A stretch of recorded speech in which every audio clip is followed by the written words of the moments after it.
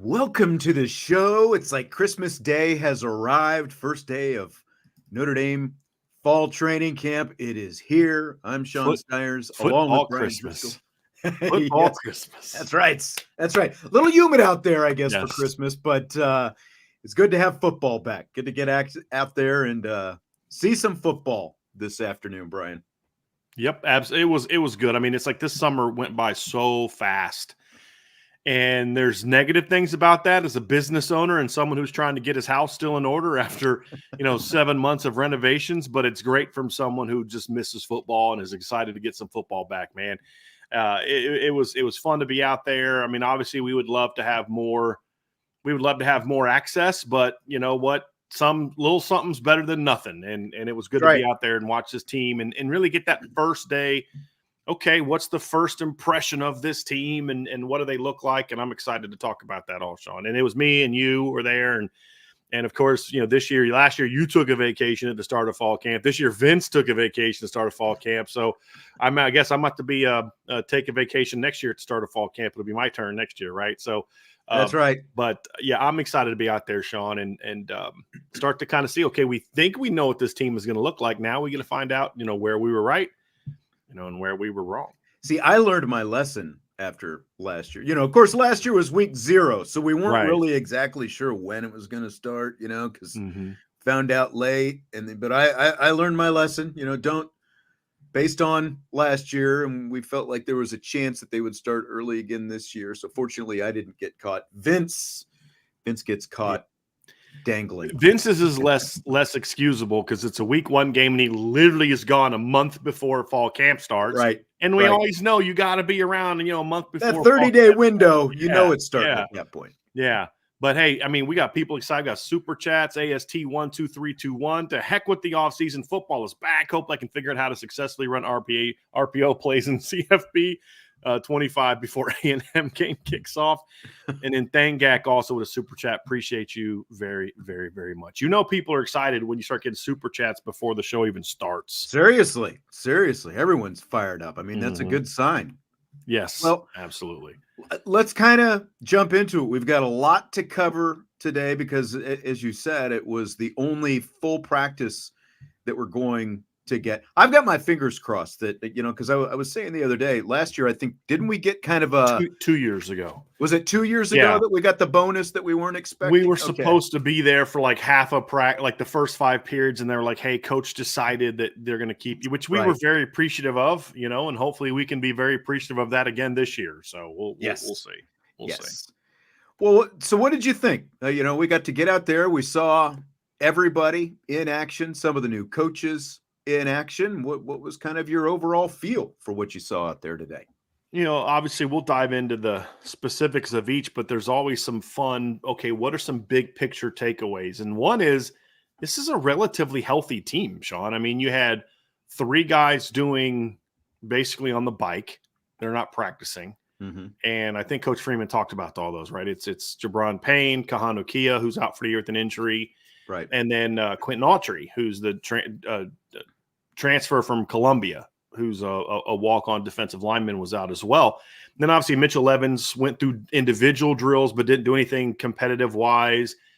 Everybody else was out there practicing. And so this is a very healthy situation for this football team so far, knock on wood. That was obviously one observation. The other one too, Sean, is this is a very one thing Marcus Freeman has been trying to do since he arrived at Notre Dame as the D coordinator is we need to get longer.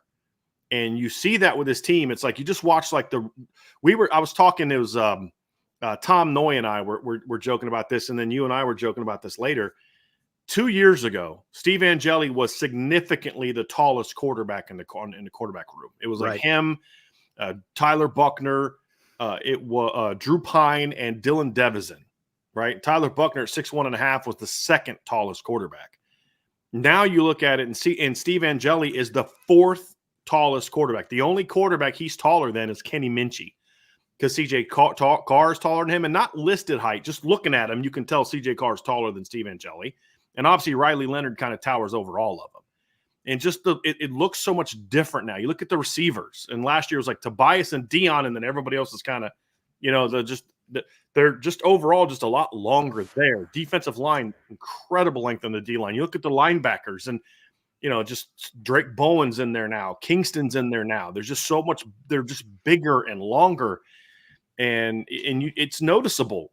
I mean, you just kind of see that across the board. This is just a really tall. I mean, Jaden Mickey's 5'11".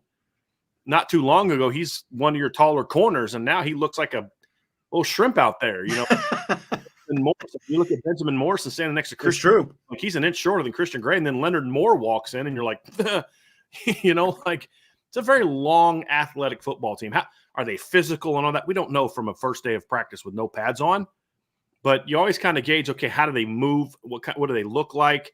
They're strong looking, right? They're filled out. There's not. I mean, you saw at the O-line. There's not a lot of flab out there, Sean. For especially sure. with the veterans. Like these guys look good. And you hope that they look good and they move really well. But I just was really impressed with the length and just the overall team speed. It's like having this conversation on the message board. We put some intel out there on the message board, and another reason to be a member at boards.irishbreakdown.com, because tons of intel on there. But when you look at it, it's somebody said, well, you look the starting lineup and is this team really faster? And I'm like, you had Chris Tyree and Tobias could run. This year, you're like 5, 6, 7 deep of just guys that can fly. Now, can they play? We'll find out. But, man, they can run. You're just watching Chris Mitchell and Jaden Harrison and KK Smith, and you're just watching these guys running. Like, man, this is a really athletic team. And that was one of my biggest takeaways from the practice is just how long and athletic this football team is. And, Sean, did you feel like there was a lot more talking going on? Not like trash talking, but just it was never quiet. And I feel like in the past, there's always been like periods where there's just like, it's just kind of quiet. There's not a lot of communication going on. And today, even like at the end of one period, there was a freshman DB makes a mistake and they start kind of going over, and Don Schuler just makes a beeline over to him, and he's kind of getting in his face and correcting them about, what they do. And you look at it and you're like, man, this is a very talkative football team. And again, we're not talking trash talking. We're just talking constant communication between coaches and players and players and those type of things. And that's something else I noticed today during the practice. No, that's true. There was just a lot of that going on, on day one. And I think that you kind of hope that you're going to see that kind of stuff on day one, since you're coming out of summer workouts and everyone's together and the whole thing. And, I know that one thing is for certain, and you and I talked about this while we were there, you definitely heard a more vocal offensive coordinator than what we've been used to hearing over the last few years. And I mean, it was good talk. It wasn't like Harry Heastand, with some of the, like Harry's kind of stuff that you would hear from the offensive line group. But I think like to hear him over everybody kind of says something, but like you would hear him run on and off the field, get that helmet on, run, all those kind of things. Just reminding people, this is not camp, like summer camp. We're out here to work, and you kept hearing reminders from the new offensive coordinator. There was a definite different tone set. He's from that very guy. Commanding. Yeah. Very commanding. I mean, even things like yelling at Riley Leonard about getting the slide in protection going in the right direction. There was a play where he got pressured, and Denbrock gets on Riley Leonard about he didn't check the slide protection the right way. Well, this is one of those times where, number one, this is why fans sometimes need to be like, oh, the offensive line could protect quarterback. Well, it's not always the offensive line's fault. You know what I mean? When the quarterback doesn't check the slide protection in the right direction, guess what? You're going to have trouble handling, double-edged pressure when you don't slide to the double-edged. If you slide away from the double-edged pressure, you're going to give up a sack. It's just going to happen. Things like that. And it wasn't done, like you said, in a nasty manner. Or it just is like, look, it's an expectation. It's exactly going to work. We're going to go. Exactly. I expect you to make more plays, demanding that guys show more effort, guys fight for the ball, and even as they're kind of going through drills, it's just, there's barking from him. There's barking from Mike Brown, attack the ball, as the ball's on the way, almost like beating it into their heads, like attack the ball. There was one time during a one-on-one, and I can't remember who it was. It might have been Eli Raritan. But the quarterback's cocking back to throw, and Eli was running a stop. I think it was Eli. I'm just going to say it was Eli because I think it was him, but I'm not 100% sure. Might have been somebody else. But he's standing there as the DB is closing on him, and you hear Denbrock yell, attack the ball, and immediately the guy responds and steps to the football and makes the catch, like in the middle of a drill. So you can just tell there's certain things that this team is going to emphasize day one, and they're going to say them a lot. And it was good to see. It was good to see that. And as a football coach, you always look for those kind of things. And I thought Jared Parker did a solid job last year. Notre Dame set an all-time scoring record, right? Yeah. There's just a difference of command. You can just see it. There's a difference of command when you talk about Mike Denbrock. I mean, I haven't seen a coach this consistently vocal since Chip Long was here.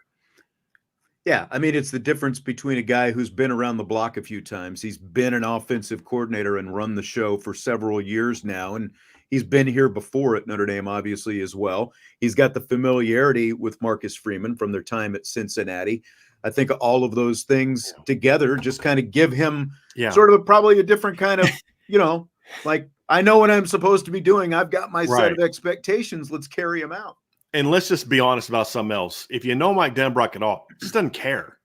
Like, it's like, dude, I'm going to be me. Yes. Right. And if you don't like it, then that's a you problem, not a me problem. Right. And again, I don't mean that like he's just going to tell you off to your face. And it's like, dude, I'm here to coach you up and I'm here to win. And if you don't like that, then I think somebody in the chat said, I like hearing Denbrock correcting Riley Leonard. I feel like Sam Hartman didn't get held accountable for some of his play mistakes last year. And I think that's fair.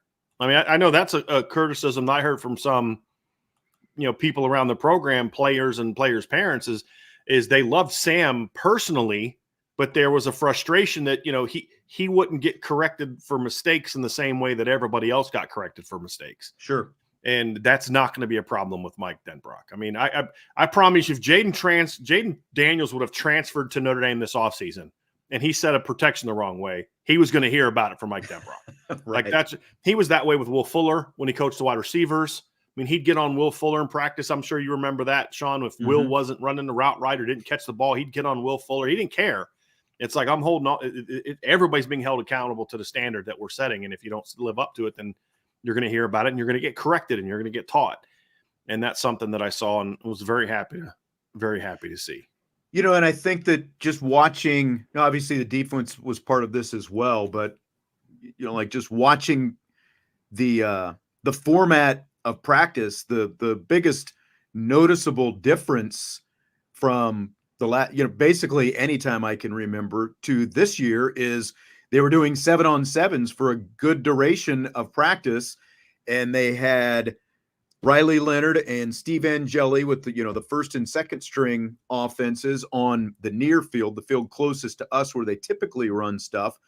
And then they put Kenny Minchie and CJ Carr with the third and fourth string offenses on the, on the far field over close to the building, running simultaneously. So everyone's getting a ton of reps out there, and you don't have third and fourth string guys standing around, maybe getting 4 or 5 reps at the end, That's, I think, the 2 spot that you and I were talking about beforehand. I believe that's right. And that's what I was wondering if that's what it was called. Yeah. Because you asked me that, and I was like, there's things that you can say, like, are they working on 2 spot? Is that a coverage? Right. Is it working on 2 techniques? Because Notre Dame will run a lot of 2 techniques on their defensive line. I didn't know if that's so. I was like, well, what's the context of what he's saying? And then you're reading like, oh, he's talking about the 2 practices, which I wrote about that in my practice report, Sean, my first practice report. I've got 2 up right now. I got 2 more that I got to write when this show's over. But you're not done with those yet? Like, well, because I'll start. I'm like, originally it's going to be like 1 offense, 1 defense. And then when I finally got done with the offense and the quarterbacks, it was like 1,200 words. And I was like, okay, we're just going to make this 1. Then I was like, okay, I'll make receivers, running backs, tight ends, and O-line a second 1. And then when I got done with the receivers, I was like, okay, it's 1,200 words. I'm just going to make this another one.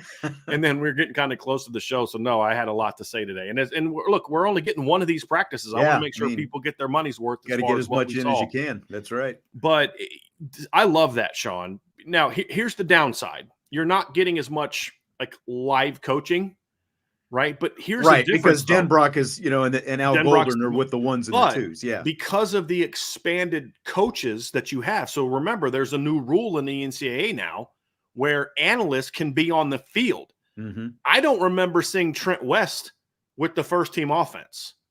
Trent, I'm assuming that Trent West was on the other field.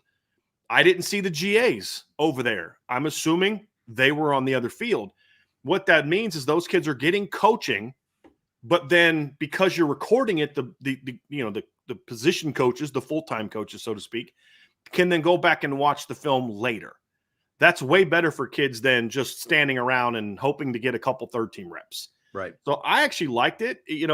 We used to have to do that at some of the Division III schools I was at, Sean. Like Mount Union used to have 2 separate practices back in the day when Larry Karras was there, because they'd come into camp with over 200 kids. Oh, I'm sure. So they'd have like practice over here, then another practice over there, and it's you're getting great reps. That's the big thing. And it was a little surprising, some of the guys that were down on the second team down there, and talk about that when we get to certain positions. But I love the fact that they were getting a lot of reps. It wasn't great for us because we couldn't really evaluate those guys down there because it was on the far side of the field, and there was this big tower right in between. So like, once a guy threw a ball, you're like, well, I don't know what happened. And then you see no man's land. Yeah, I had my binoculars. I was doing my best, but it just seemed like every time out the tunnel, and it's that must have been incomplete. Or you see some guy running. Oh, he must have completed that one because that guy's running past the tower.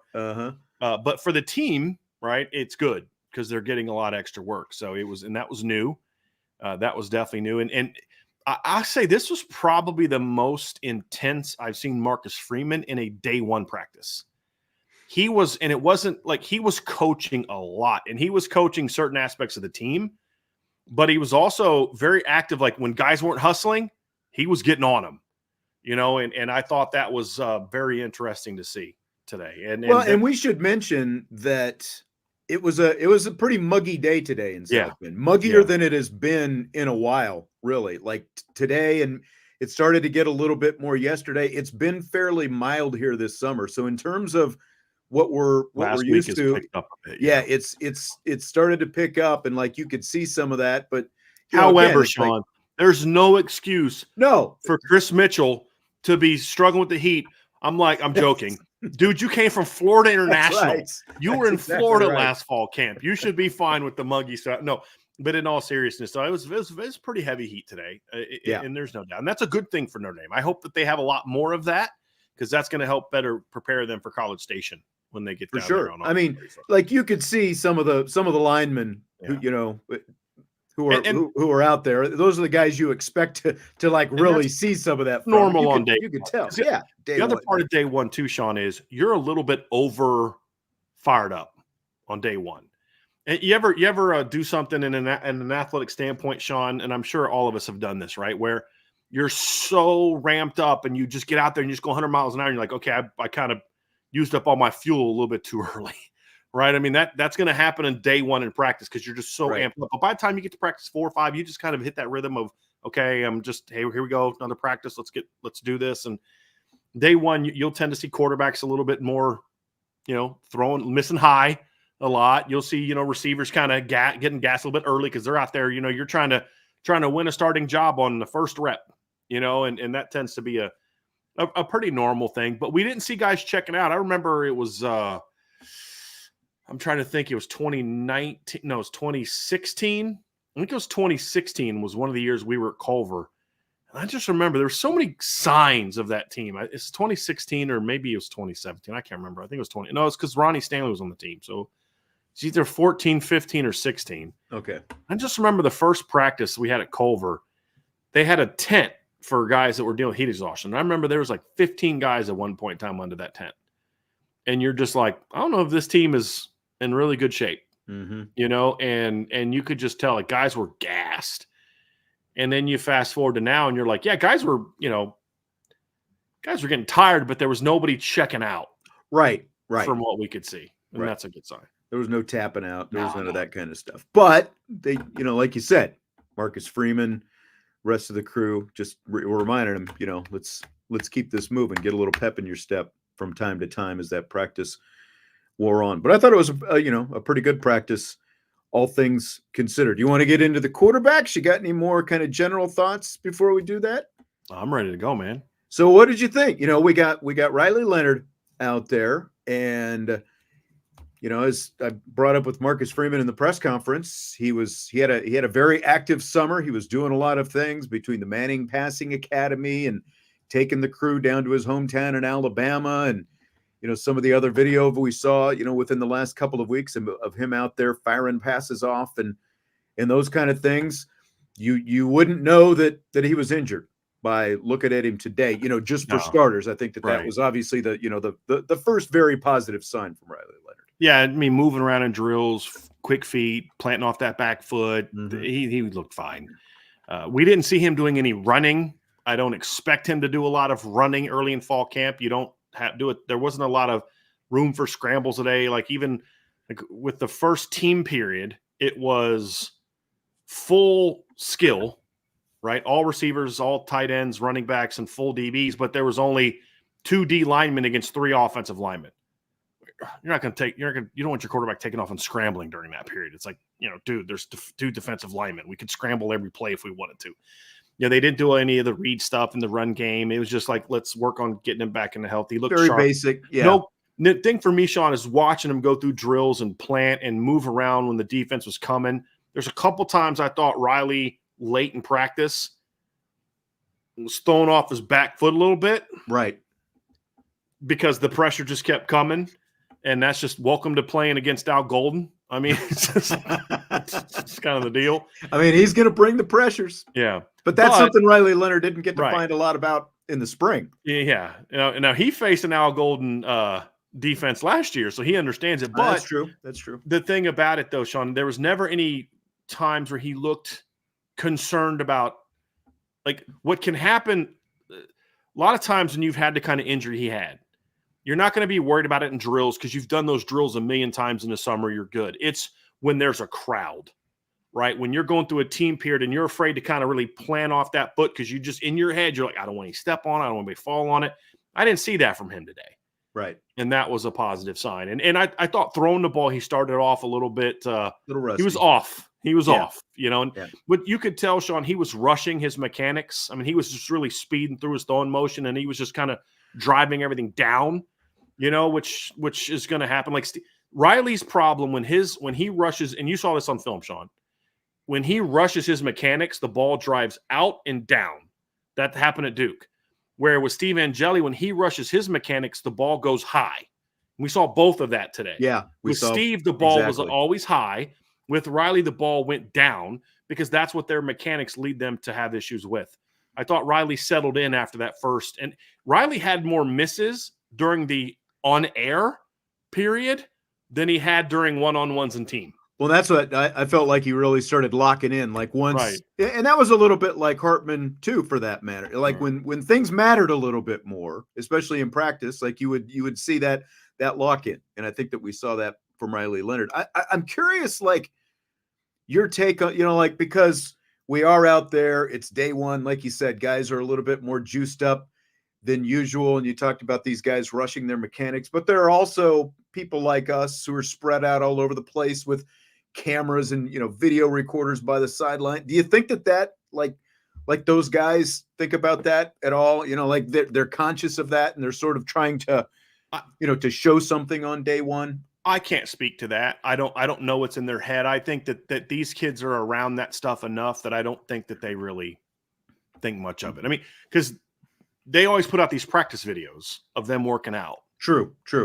That those are the same cameras that are there. I think it's most likely, Sean, what I think since it's issues that come from speeding up your, like there's 2 types of like when you're talking about throwing as a quarterback, right? There's times when you've got to speed up your throwing motion to get the ball out quickly. Mm-hmm. There's speeding it up, and then there's rushing. Like I'm rushing through it. I'm not doing it fast. I'm just rushing through it. It's hard to explain the difference, but it is a difference. One is it's like a shortstop. You're a baseball guy, Sean. There's, okay, this ball was hit soft. I got to quickly grab it and throw it and get it to first base because that guy's speed. And then there's rushing it where it's one thing to be smooth and quick, and it's another thing to kind of like, oh, shoot, I got to get there. There's a pressure involved. Right. What normally happens in this situation is it's a rush. I'm rushing my mechanics. And when you rush your mechanics, it messes up your release point.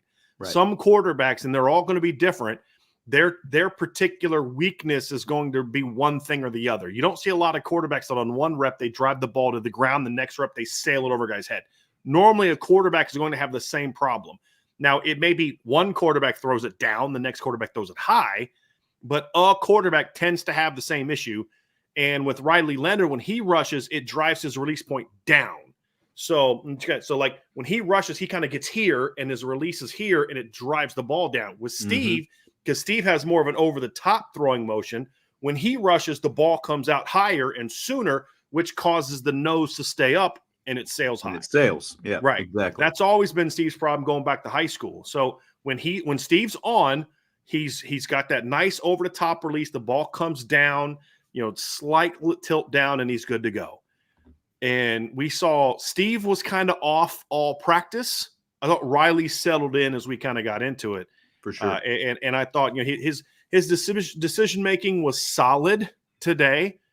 I thought there were times when Riley just wasn't okay. He should have probably thrown that ball out, but he just didn't quite get it out when you want to expect it on day one.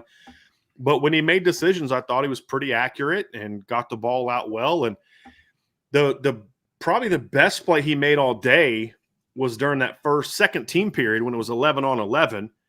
And he knows the blitz is coming. And so he did kind of like a bit of a harder cadence, got Xavier Watts to jump off sides, and props to Ashton Craig for seeing that and immediately snapping the ball, which that used to drive me nuts about the Notre Dame offense.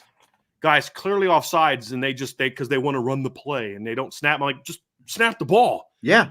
And Ashton Craig did that, clearly an offsides penalty. So what does Riley do? He looks right and then throws a deep ball backside to Jaden Thomas, who outplayed Benjamin Morrison for the football. So you saw some stuff like that. You're like, okay, this is a veteran.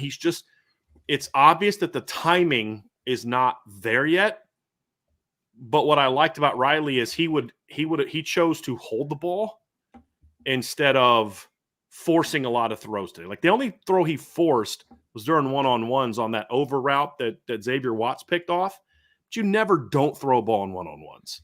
Right. Because you're thinking, exactly. Okay, I mean, that's the purpose of the one-on-one. Yeah. The DB makes the pick. He needs that work too. Right. And so now I would have said, hey, throw it maybe over top, but those are different things that you saw. But no, athletically he looked great. I thought he settled in and was pretty accurate the rest of the way, Sean. I had that really nice play where he beat the blitz and just hit Jeremiah Love out in space. It may not look like a big play, but dude, you get Jeremiah Love in space against a heavy all-out blitz. That's a lot of times going to go real well for the offense. Yes, real well for the offense. Yes, you're going to beat a lot of defenses that way. And I saw Andrew asking how he moved. Again, we didn't see him. They wanted them to stay in the pocket as much as possible, throw these balls. It was more because, again, it was 7-on-7 stuff. There wasn't a ton of 11-on-11. And even when it was 11-on-11, they're not in pads. Right. So they essentially want these guys. You want the quarterback to see, just like you were saying, he needs to throw the football. The receivers need to make plays on the balls. The corners and the safeties need to make plays on the ball. So there wasn't any, like in either 7-on-7 or 11-on-11, like any of that kind of running. We did see him kind of in some of the position drills, do some of the zone read type stuff and, little rollouts and stuff. I'll just say there was no limp. Riley Leonard moved well in everything that we saw him do. There just wasn't a whole lot of, designed running. I'm sure intentionally. Early in camp, they probably don't want him actually running. Well, even if I'm a running quarterback, I don't want him running and it's going to be a big part of it. Day one of practice, you're not worried about that. Well, yeah, you don't have pads on, so what are you going to learn about that? I mean, it's just look, we're working on something. Practice a lot of times is hey, we're working on something here. You know what I mean? And yes, we know you can take off running. We get that. What we need you to do is today work on throwing under pressure. I know you can escape and run. I need to see that you can throw under pressure. And I thought he did a solid job of that today. Threw the deep ball well a couple times. There was a post route he threw to Chris Mitchell that I actually thought was a well-thrown ball. I don't think Chris Mitchell thought he was going to – it was a backside post. So it was like the read was over here and he came backside of the post. I don't think Chris Mitchell thought the ball was going to come.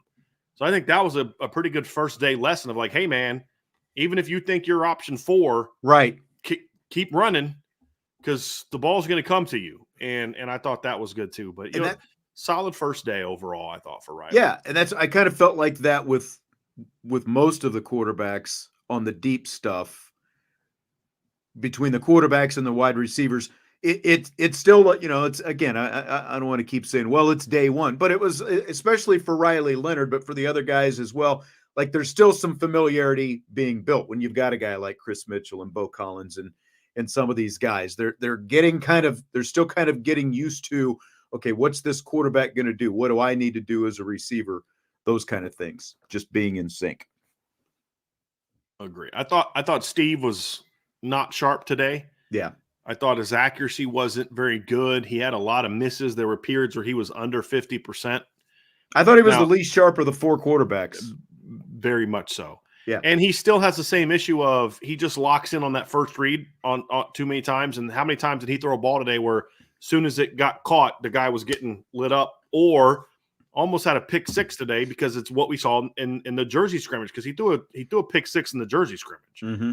It was on the same kind of play. He just locked in on the quick slide and just threw the ball and just, hey, it looks open to me and I'm going to throw it. Guy steps in, Jaden Mickey, I think is who it was, steps in front of it, picks it off. Today it was, I think, a Don Schuler who almost stepped in front of it and took it back. And so, yeah, there's just still too much. There's just still too much of that going on. And it's something he's going to have to correct. But it's just kind of been an issue for the last couple of years. But again, it's nothing to overreact to. Like, I'm not a huge person who's on the Steve Angeli's the future quarterback person, but it's still not I don't care whether you love Steve Angeli or you don't think he can play at Notre Dame in anywhere in between. It's one day of practice. Right. We've seen it, but he's going to have to, but look, he's competing against 2 young guys and he's going to have to clean that stuff up, because I thought the guy that threw the ball better than anybody today was Kenny Minchie. Absolutely. I mean, and I thought CJ looked great. CJ was the best during drills. Well, I didn't get a chance to see a ton from CJ in the full practice. We saw more from Kenny. I thought Kenny threw the ball great today. I did too. Threw the ball well today. I did too. Again, they were on the far field, so we didn't get to see everything, but it just felt like every time we were looking over there, and again, I had the binoculars out, and it's like the play starts on this side of the field, and then you've got that big tower in the middle of the field, and obviously then from probably about the 40, the 30 or 40 on down the other side. But like when he was throwing some of the deeper balls, like he was throwing them very effortlessly and for the most part with pretty good accuracy. There was one where I saw him, just split 2 defensive backs, and he found Cam Williams with a nice gain that was probably 35, 40 yards, something like that. And there were a couple of like long fades toward the end zone, on the far sideline that were maybe just a little bit overthrown, or 1 or 2 that were right there as well, that, that the receiver didn't quite, make the right play on, those kind of things. But I was pretty impressed overall with what we saw from Minchie. The big thing for Kenny Minchie, Sean, and it's been the criticism that I've had of him and the sources I talked to have had of him, is he's just not a real assertive guy. Kenny's a really nice, polite, laid-back kid. And that's fine off the field. But, Tim Tebow's a pretty nice, calm, laid-back guy, right, when you see him at Bible study or something like that. But you get him on the football field, he's a maniac. Manti was that way. Manti, quiet, calm, well-spoken. Then you get him on the football field, and this guy's kind of crazy, Mm-hmm. Kenny would take that calm, laid back onto the football field. And some ways that can be good, but he never played with any sort of sense of urgency last year or even in the spring. Today, Kenny came out with some swagger. He came out with, there was some purpose to what Kenny was doing, even in drills. He wasn't just like sometimes in routes on air, Kenny drops back and just kind of just get it out. And he throws such a beautiful ball, but it's just kind of, just going through the motions. Today, it was like he was sharp. He was getting that ball out, snapping off throws. He looked good. I thought he was as good. He was as sharp, if not better, than any of the quarterbacks today. So I liked that. Was important to see, because look, Kenny's not going to look. I know you guys love CJ Carr, and I know you guys love Steve Angeli's veteran and all, but hey, look, don't forget about me, because I can ball too. And right. At least for this day, that's certainly what we saw from Kenny Minchie. So I was for sure very, very pleased to see that. for sure. He had of the receivers, I think Deion Colsey and Cam Williams were probably the two most prominent guys over on that part of the field. With them. Was down there too. Who else? Logan Saldate, the freshman. Oh, Saldate. Right. That's right. It's 19. So it's 19. That's what you keep thinking. When I saw him, two things happened today that we talked about. One, typically, like for years and years and years, the offense wears blue, the defense wears white at practice. And they came out today on day one and they switched it up. So the offense was wearing white, the defense was wearing blue. And so, like, when you're looking at the numbers on the sheet, that threw you off a little bit. And then, like you were saying, like early in practice, I kept looking at 19 and thinking Great House and not Saldati. So that kind of threw me off early on. Yep. Yeah, I was like, man, Jaden Greathouse lost some weight. Shrunk a couple inches. That's right. Well, and then the other thing that you and I were talking about is Emil Wagner and Charles Jagasaw were both wearing 59 today.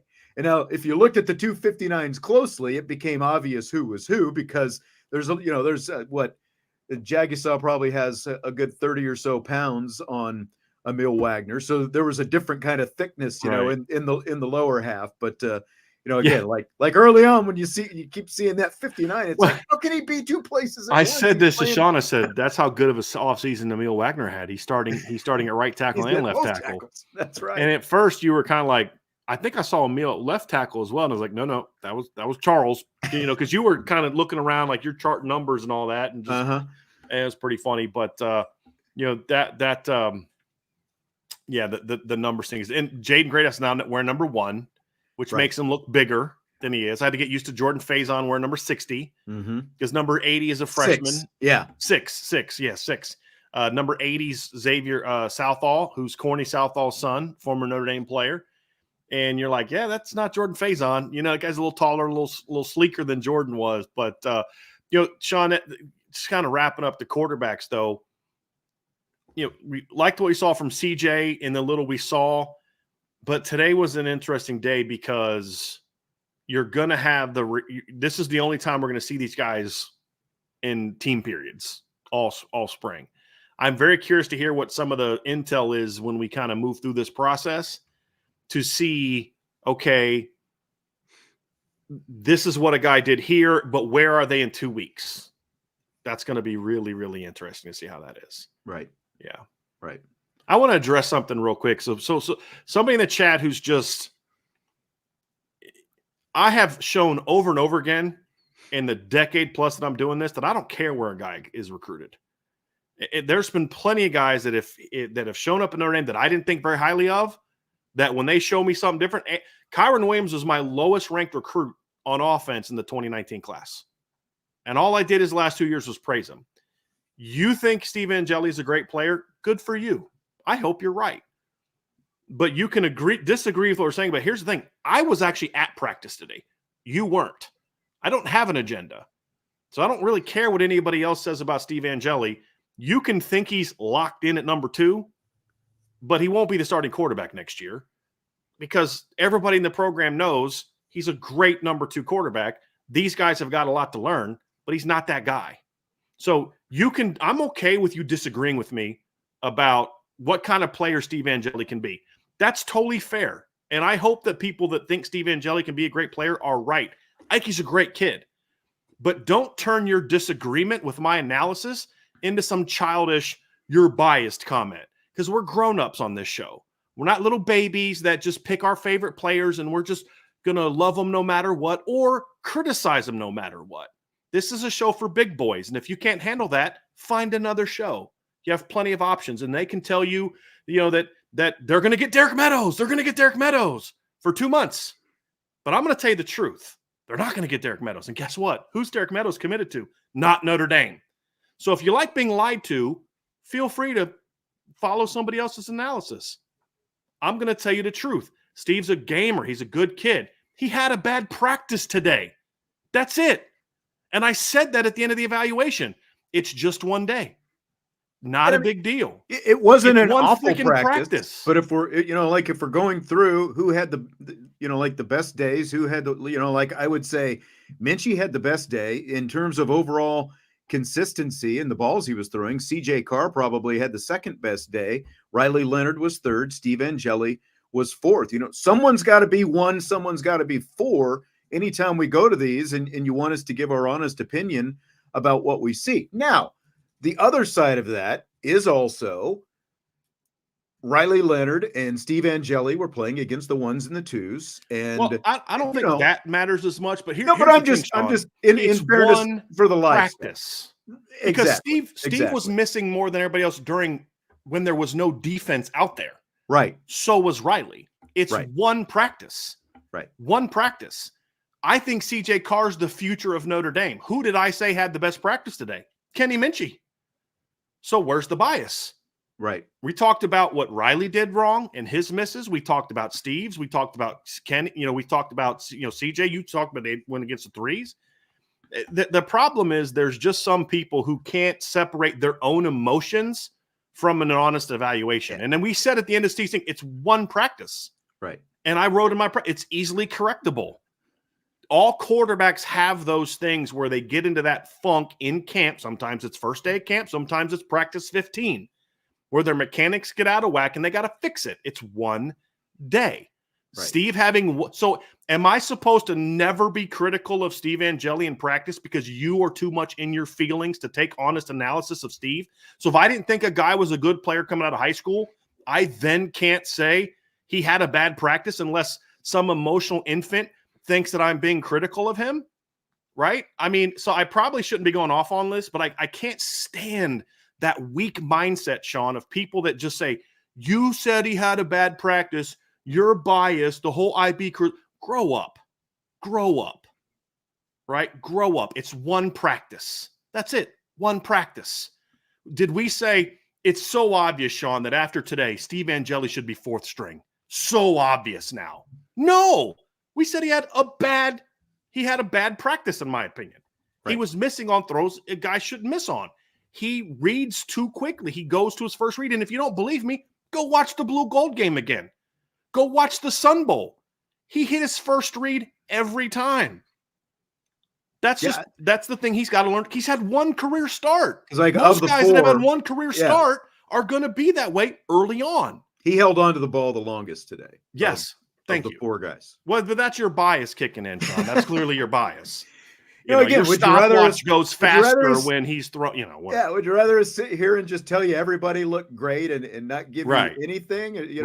Well, just do me a favor. Email me your favorite players before practice reports, and I'll make sure to say nice things about them so you don't cry about, our bias before. So, go find another channel. I mean, honestly, my expectation, especially kind of the way things started off, I'm like, oh, Angeli's going to, light this thing on fire. And then we're going to get, all this, kind of faux controversy and all this different stuff. But that didn't happen, and I'm not saying that's a good thing. It's just that I thought that we were going to see maybe a little bit more that we, again, it's one practice for all we know. Yeah, that's right. Tomorrow, Steve's going to come out and look like the second coming of Brady Quinn.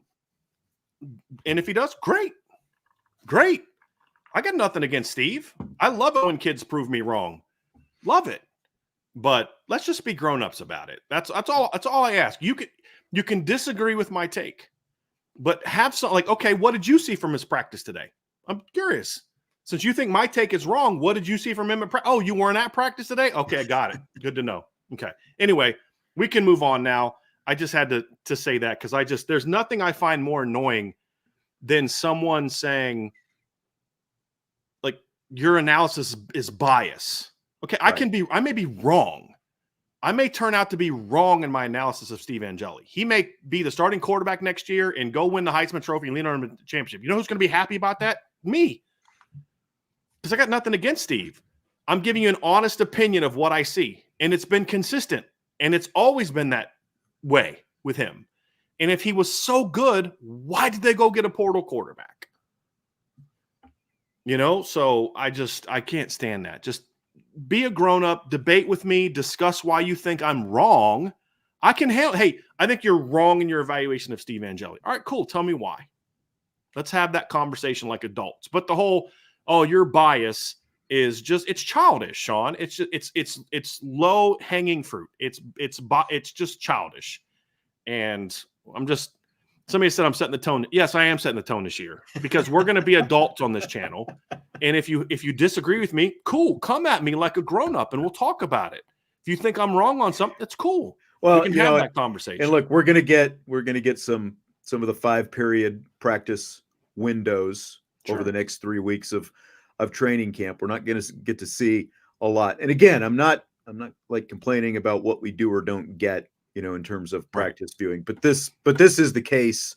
Like when this kind of stuff happens, this is the case for, it would be nice to have another full practice so that you have something a couple weeks from now, maybe to compare. Yes. But I promise you, between one of the next 6 practices we get, that Steve Angeli will look the best in the drills. Yeah. And when he does, guess what? We'll tell you. Because there's no dog in this fight. I'm a Notre Dame fan. Like, do you actually think that I'm rooting against someone? Do you really think that? So that I can be right? Nobody wants these guys to fail. That's projection. We have to be honest with what we see. That's projection. That's what we see. So anyway, we can wrap up the quarterback conversation and move on because there's some really good stuff, but I just can't stand that crap. I can't stand that. It drives me nuts. Turning the page. Yes. Wide receivers. Starting with Mike Brown, we got to see, a little bit of the position drills over on the sideline. I didn't think there was anything necessarily that jumped out at me at that point. I don't know. What did you think? I did. I loved it. It was everything. Like, he is a receiver. He's a coach's coach for people who coach receivers. And as you know, Sean, that's kind of my baby. Obviously, I played quarterback and a lot more than I played receiver, but most of my career was spent coaching receivers. And one of my criticisms of Chancey Stuckey, and to a degree, Dell Alexander, was like Chancey Stuckey's first fall camp I thought was good. I thought he focused on real good receiver drills. But then in year 2, he starts doing a lot of these like jumping off of 1 foot and experimental. It's like you look at it and I'm thinking as a receivers coach, I'm like, I don't know how that applies to being a route runner. Like, there's some things you're going to do that are funky. Like, there's some drills where like a linebackers coach will have the guy start on the ground and they got to jump up and chase. Like, well, how's that practical? Okay, you get cut, right? You get knocked down, you slip and fall. There's times you're on the ground as a defender. You got to get up and go chase the football, right? And so, that's practical. And I like practical drills that accent the specifics of playing your position. So like Harry Heastand every day would do this double team drive block where they drive a guy for 20 yards. And you're like, but you're not going to drive a guy for 20 yards. But it's practically speaking, you're working on getting a vertical double team push. And then you kind of overdo it and you're practicing unique skill sets. And we saw that today with a lot of the top end drills and then catching the ball out of it. They're always catching balls. They're working on top ends. He emphasized the right things: sink your hips, explode out of your brakes, things along those lines. And then you start seeing that stuff applied in practice. And you see in the one-on-ones, you see them getting out of comeback routes and stop routes and just getting that initial separation. Sean, we saw them today doing things where they were taking 2 steps and really overemphasizing driving down and getting out of breaks. And then you saw them during one-on-ones. They were doing a really good job of getting that initial separation at times because they were doing that. They would run vertical looks and DBs thinking vertical, and then boom, they quickly get out of that break and the ball comes. And they'd get tackled right away, but they were making those completions because they weren't telegraphing their routes as much. And so that's what I like about what you saw from Mike Brown is he is focused on the nuance of the position, the details of the position. A lot of times receivers coach in modern day times can get so wrapped up in the scheme that they don't focus enough on this is how you play the position. And in college, that especially like the air raid guys, it's about the scheme and spacing and all that, and it's not as much about technique. That's why you see all these guys from like Baylor and TCU and all these air raids go to the NFL, and some of them are not. They're not very good players, and they're not taught the technical parts of the game. And so not all air raids. I mean, Oklahoma's had guys that go pro and were successful, but there's a lot of them that those guys just tend not to perform. And so I love that he focuses on those aspects of it. And then I like to see them applied in the practice period, and they were. And just overall, I thought the competition between the receivers and DBs today was very good. I did too. There were some periods where I thought the offense was slightly better, some more periods where I thought the defense was better today, but they are really competing. And I thought that the day got started off with a pretty good win. I mean, one-on-one was the first time we saw O versus D, and Jaden Greathouse beats, well, I would say he beat Benjamin Morrison. He had a good release against Benjamin, and Benjamin was right there with him on his hip, and Riley Leonard throws a perfect back shoulder that Jaden Thomas just makes just comes back to it, makes a catch for a nice 20-yard gain. Like, we just didn't see that ball get thrown the last few years. They just didn't throw a lot of back shoulders, and we saw that get hit twice today, or actually multiple times today. And so that was a good way to start the day off. I thought there were some good wins along the sideline, and that's something that I noticed a lot today, Sean. Even in the team periods, was they attacked the sidelines a lot more. Yes, where last year everything was so focused on the middle of the field.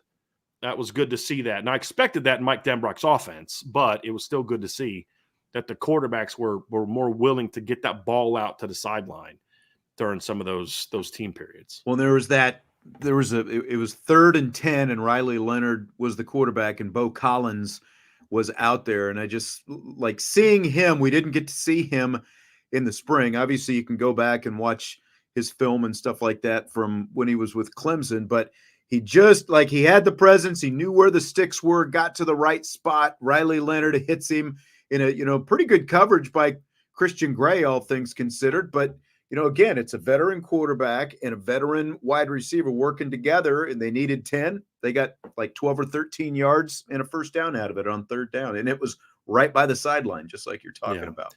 There were a couple times I felt like the receivers allowed the DBs to kind of ride them. There was a play where Jaden caught a great ball, great catch against Christian Gray. But I thought he allowed Christian to kind of ride him a little too close to the sideline. And I don't know if he got a foot in. It was close. I would have loved to seen the replay. Another time they kind of got him out of bounds. But I thought there was a lot of competition. Like, one of the things I wanted to see from this receiving corps, Sean, coming into fall camp was, and I talked about this in my show yesterday, I think, I just want to see the receivers compete for the ball more. And I thought today, at least, I thought they competed for the ball a lot better. And they're going to win some, lose some. But twice they outplayed Benjamin Morrison and Christian Gray, once for Benjamin, once on Christian Gray, where they outplayed it for the ball. And that just rarely happened last year. And was that Jaden Thomas who cut the first one? Yeah. And then he beat Benjamin again on the play where they got him off sides, and he kind of ran like a double move, and Benjamin couldn't find the ball, and Jaden did. And Jaden stepped to the ball and made a catch. And that, speaking of receivers, I mean, that was good to see. Is Jaden Thomas healthy? Was a good thing to see, because when he's healthy, he's the ultimate smooth player. I mean, he's not fast, he's not explosive, he's just a really smooth athlete that knows how to get open. And that's always been the thing we've said about Jaden Thomas. He's not a guy that's flashy. You look down at the stat sheet at the end of the game, you don't necessarily remember him making a ton of plays, but you're like, oh, 5 catches for 65 yards. He must have done something. And that's the kind of player Jaden Thomas is, but he's just struggled to stay healthy. And he was not really healthy all of last year. He wasn't healthy in the spring. So it was nice to see Jaden out there healthy and just looking good. No, I know. I mean, and we saw a lot of wide receivers. Like the first 3, I think, were basically what was it? Jaden Thomas, Jaden Greathouse, Chris Mitchell would be the 3 at the top right now. And I heard you kind of saying that, Greathouse, as we thought, was not necessarily playing in the slot exclusively. He wasn't playing in the slot exclusively. You saw him on the boundary some. I remember. Did you see him on the field side at all? I think it was mostly on the boundary. No, I saw him on the boundary once. He was mostly in the slot, but he did move around a little bit. I was actually surprised how much they used Jordan Faison outside. Yeah. I know Marcus Freeman talked about that in the press conference, but I don't remember seeing Jordan Faison in the slot at all. I just remember that's true. It was Greathouse and Jaden Harrison were primarily. Now, I think that'll change as we get into fall camp. I think that they were just giving Jordan Faison that work to make sure that he gets those reps at it, because they know he can play slot. And that was the thing that we saw from that today. But yeah, Jaden Greathouse, and they didn't target him a ton today. Again, because a lot of it they were focusing on the outside, but he looked good. He's filled out. He's quick. Athletically he looks like he did in spring, which is what we wanted to see. Sure. But I tell you a guy that really impressed me today, Sean, and I'm not sure what your thoughts were. I was really impressed with Bo Collins. Like, yes, he's not like this is a noticeably faster receiving core. Like I had it in the intel piece, but I'm like, okay, let's see it. And this is definitely a noticeably faster receiving core. I still don't see the 4.3 speed that some people say that Chris Mitchell has, but you can tell he's fast. KK's fast. Jaden Harrison's probably the most like visually explosive looking receiver they have. He's just noticeably explosive. Bo's not as fast, but Bo is like today, I should say, at least today, was easily the best route runner. I mean, he was the best at getting separation as a route runner. And that's kind of what I was talking about before. Yeah. Like he's got the feel. He knows how to get open. And I think that was what was the most obvious maybe of any of the receivers. But I think that's exactly it. I mean, you did see, Chris Mitchell kind of run around out there a little bit. Someone was asking who was the fastest. I mean, we didn't see him, just run a bunch of. Today, I think probably Jaden Harrison probably looked the fastest today. But like you said, I mean they're fast, but it's sort of the DBs. But like the Bo Collins thing was great because there was that play where he beat Christian Gray on a comeback route. And Christian was ticked after. He was mad at himself after the play. I'm like, dude, he did this to Benjamin last year against Clemson. I mean, this is why you want a guy like Bo Collins, because you're going to have to there's different ways to win. And as fans, a lot of times we can obsess on who's the fastest, who's the speed guy. But you go watch the NFL, Sean, and there's a lot of 4.6 dudes that are dominating in the NFL because they know how to play. They know how to get open. Mm-hmm.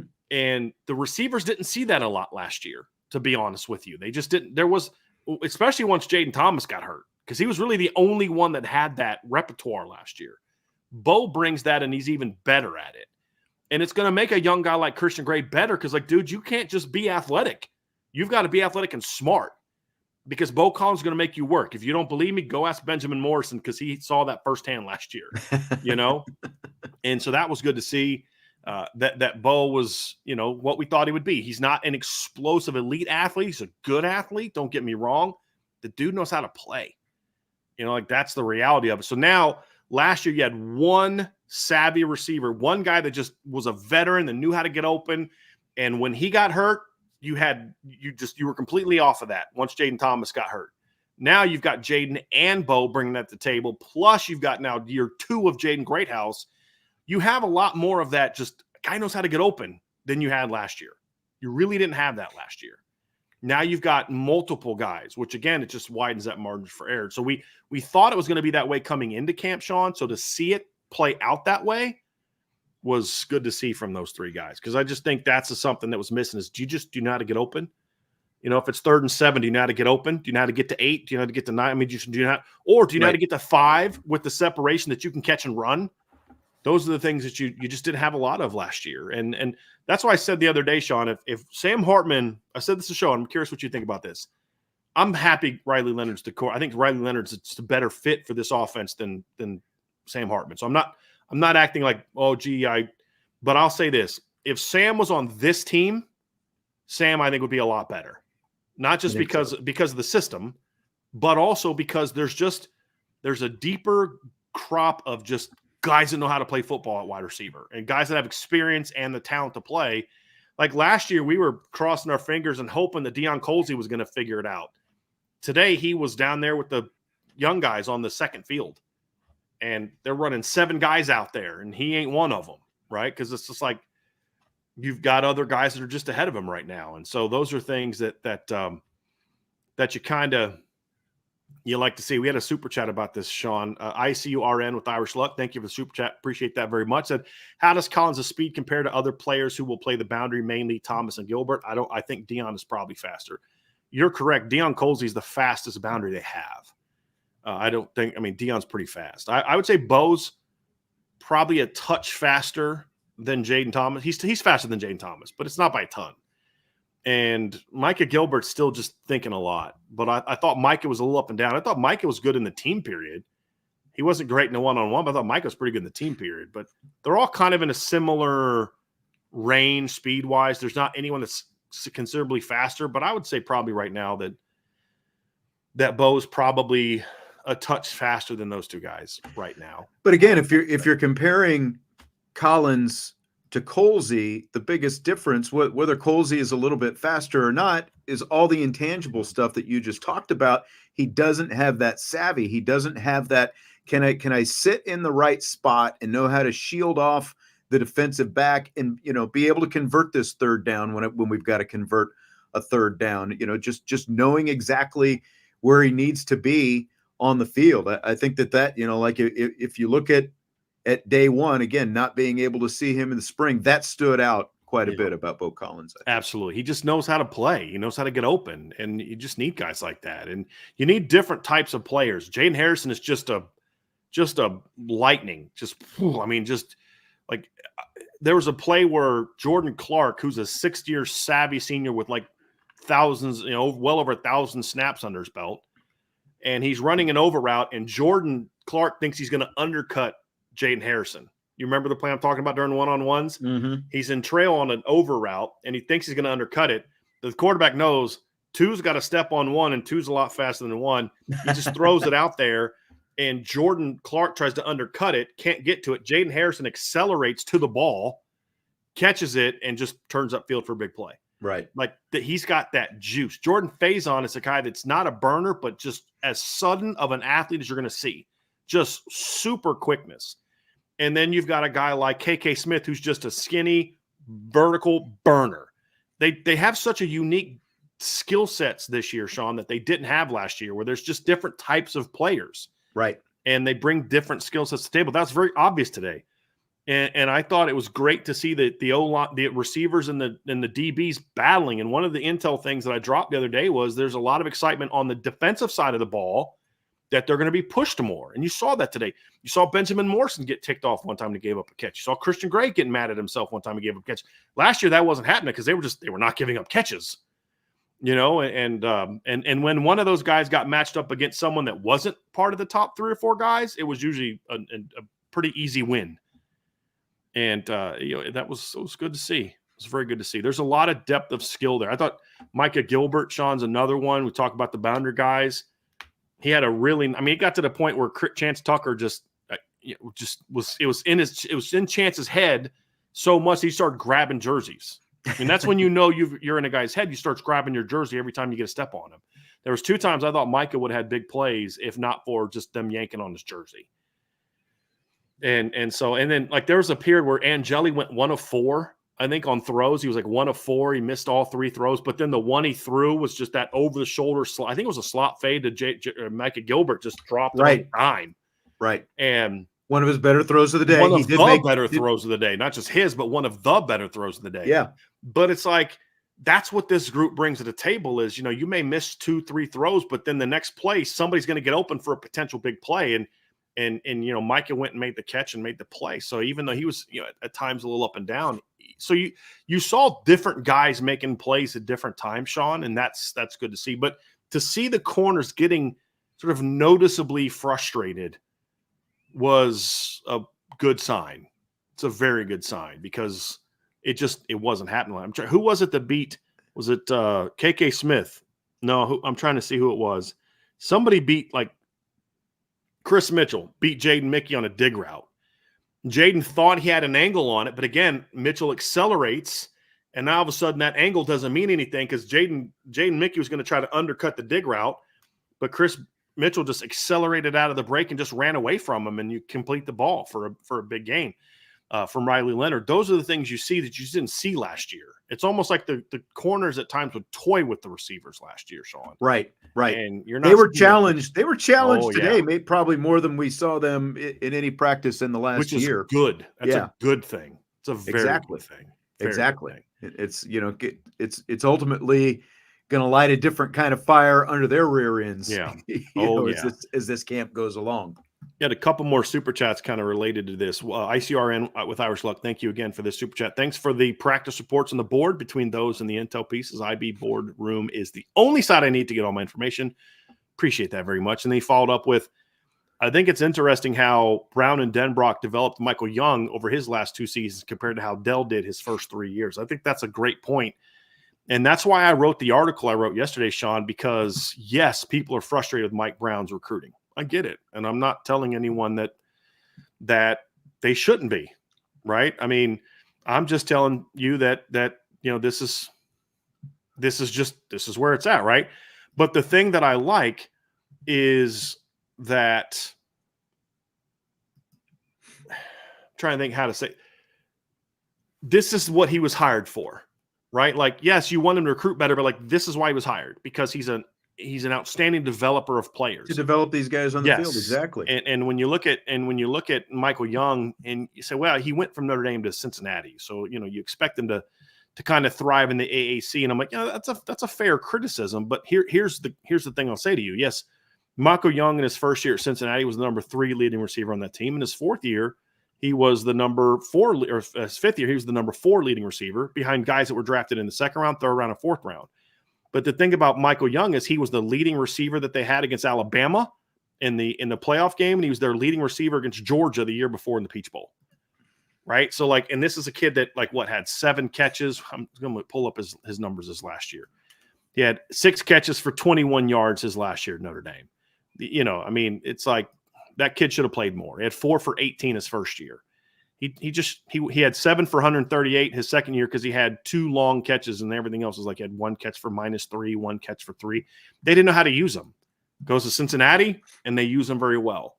And that's why Mike Brown was brought here. It's to do this. But that's also why you went out and got a Chris Mitchell and a Bo Collins out of the portal, because you need those type of athletes, and then you get him a position coach that knows how. Bo Collins is going to be maximized as long as he's healthy under Mike Brown. He's going to know how to get the most out of Bo. Where it's been a while. Well, actually, the last time we saw that was when Mike Denbrock was the receivers coach, and he had Ryan Mahaffey as his GA, who was an excellent receivers GA, and that's the last time you really felt like this staff is going to get the most out of their guys at receiver. This is, like why is this Christmas Day? Because we actually have an on-field product to talk about, because we've spent the last 2 weeks talking about, the recruiting and, how things have gone wrong and all these different things. Now we actually have something on field that we can judge this guy by, because that's how this, from now until December, that's how he's actually going to be judged, on what this looks like on the field. And everyone's talked about, can these receivers, can they change the narrative for these recruits and what you can be as a receiver at Notre Dame, and all these things that we're talking about, starting with Mike Brown and having this kind of experience that we haven't seen in a few years, quite honestly. This can be the start of the turn of that narrative, what we actually see on the field now. You hope so, right? Like that's the confidence, and at least for one day. I mean, they've got to do it. But what I'm saying is we saw it. Yeah, right. Exactly. I'm agreeing with you, Sean. I'm just saying, like, it's one thing to have the intel like this. I love putting those intel pieces out, because you get perspective from multiples. I probably talked to like 7 different people to get intel this year. And you love to hear that stuff. But at the end of the day, I could go back and get intel from previous years, and they're excited about this guy, and he doesn't really do anything when the season starts, right? So it's nice to see certain things. Like, one of the things that I got in intel is like, Bo Collins, our most polished receiver. Well, that's cool. Good to see, And then you go out there and like, yeah, okay, yep, sure. So he was today. He certainly was today. And so those are good things to see, because, like you said, it's like, okay, I think this receiving core has a chance to be pretty good. And we know they're going to get tested. So, like, when these receivers play well in practice, Sean, against this group of corners, especially since Benjamin Morrison was out there, if you're getting open and making plays against this group, you're pretty good. I mean, there's 2 All-Americans out there in the Notre Dame secondary practicing today. Another guy that's in the Notre Dame secondary had 80 tackles in the Big Ten last year. Yeah. And another guy that's, a rising sophomore who, when your All-American corner got hurt last year, he steps in the lineup and nobody noticed. You know what I mean? Talking about Christian Gray, and he goes out and makes one of the, best interceptions in Notre Dame corners made in several years with that, that crazy one-handed grab he had against Pitt. So it's a great battle. They're going to push each other. And I just thought the receivers, just the big thing is, Sean, as we move on to the next position groups, I just thought they competed today. And that's been one of my best, the biggest needs is, like, are they going to compete? And today they did. Won some, lost some. That's what you want to see. You never want to see, well, let me rephrase. If you're a head coach, you never want to see one side of the ball just dominate the other all day. Right. You do if you're Mike Denbrock, you want to dominate all day, and if you're Al Mike Golden, Denbrock, right? If you're Al Golden, if you're Mike Joe Brown, Rudolph, if you're Mike Brown, you want to see your receivers dominate. If you're Mike Mickens, you want to see your guys dominate every rep. But when you're the head coach, you want to see a good back and forth, that push-pull thing type of deal. And we saw that. We saw that at every position today. There were times when the pressure got to the offense. There was times when the offense did a great job in pass pro, which we'll get to when we get to the offensive line. And I thought there was a healthy back and forth today between the receivers and the DBs. Speaking of offensive line, the one, I guess the most noticeable, because it was the position we were going to be watching right away, and we saw it right away, the right tackle, of course. And you had that intel piece a couple of days ago talking about coaches raving about the summer that Emil Wagner has had. And guess who was the number one right tackle today? One Emil Wagner. What did you think of that? Well, I was actually surprised. I thought that they'd at least kind of first couple days give the veteran the number one job and see if the young guy can push him. But they just came out right away and were like, 59's your first team right tackle. And so I'd be honest, I was a little surprised by it. I was a little surprised by it, but he performed well, I thought. There's a couple times, that they had a wide rush, didn't quite get out there on time, but he's so long, Sean. Like the first one-on-one rep that he had, it was him against RJ Oben. And I thought RJ Oben actually beat him off the ball. I thought RJ kind of had a wide rush, and I thought he got a step on Emil. But Emil stayed patient. He didn't overreact, because what sometimes will happen when you get beat, Sean, is you immediately turn and try to kind of run at the guy, and then you've lost. Emil stayed patient, and I'm thinking, I'm like, RJ's about to beat him. You can see it in the pass, like, RJ's about to beat him. But then Emil extends his arms, and you're like, whoa.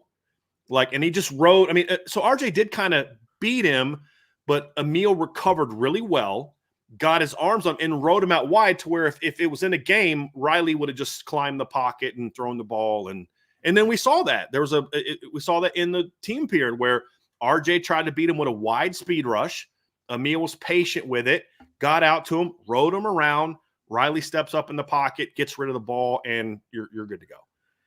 And so it was good to see. I didn't see any reps where he just came off and pass pro and they just bullied him into the quarterback, because that's what would happen to him in the past, because he's kind of light in the lower half, looked a little thicker. I thought today, Sean, he didn't look like a tight end playing tackle, right, which was where he was last fall. He's definitely more filled out, like I was saying earlier. He's not as filled out as Jagusa, but you're talking about a 30-pound difference there, Yes. So at least a 30-pound difference. Yeah. So I thought he performed well. I mean, look, he is clearly the more talented of the two players. And the big thing for Emil was, can he play like at the point of contact, and just his size doesn't become a hindrance. Like they list him, I don't know what his weight was. I don't think he's still listed at 290. They didn't we were talking about that. Yeah, they haven't updated anything. The roster. So I don't know if they've done so since. I'll go look. I mean, somebody told me that they had heard he was up to 310. I don't think he's up. He didn't look like he's up to 310. But I don't care if he's 290, 295, 300. It doesn't matter. It's how does he handle playing at the point of attack? That's really what matters. And today he handled it well. Now, again, no pads. So you always kind of take what happens in the trenches with a bit of a grain of salt on day one with no pads on.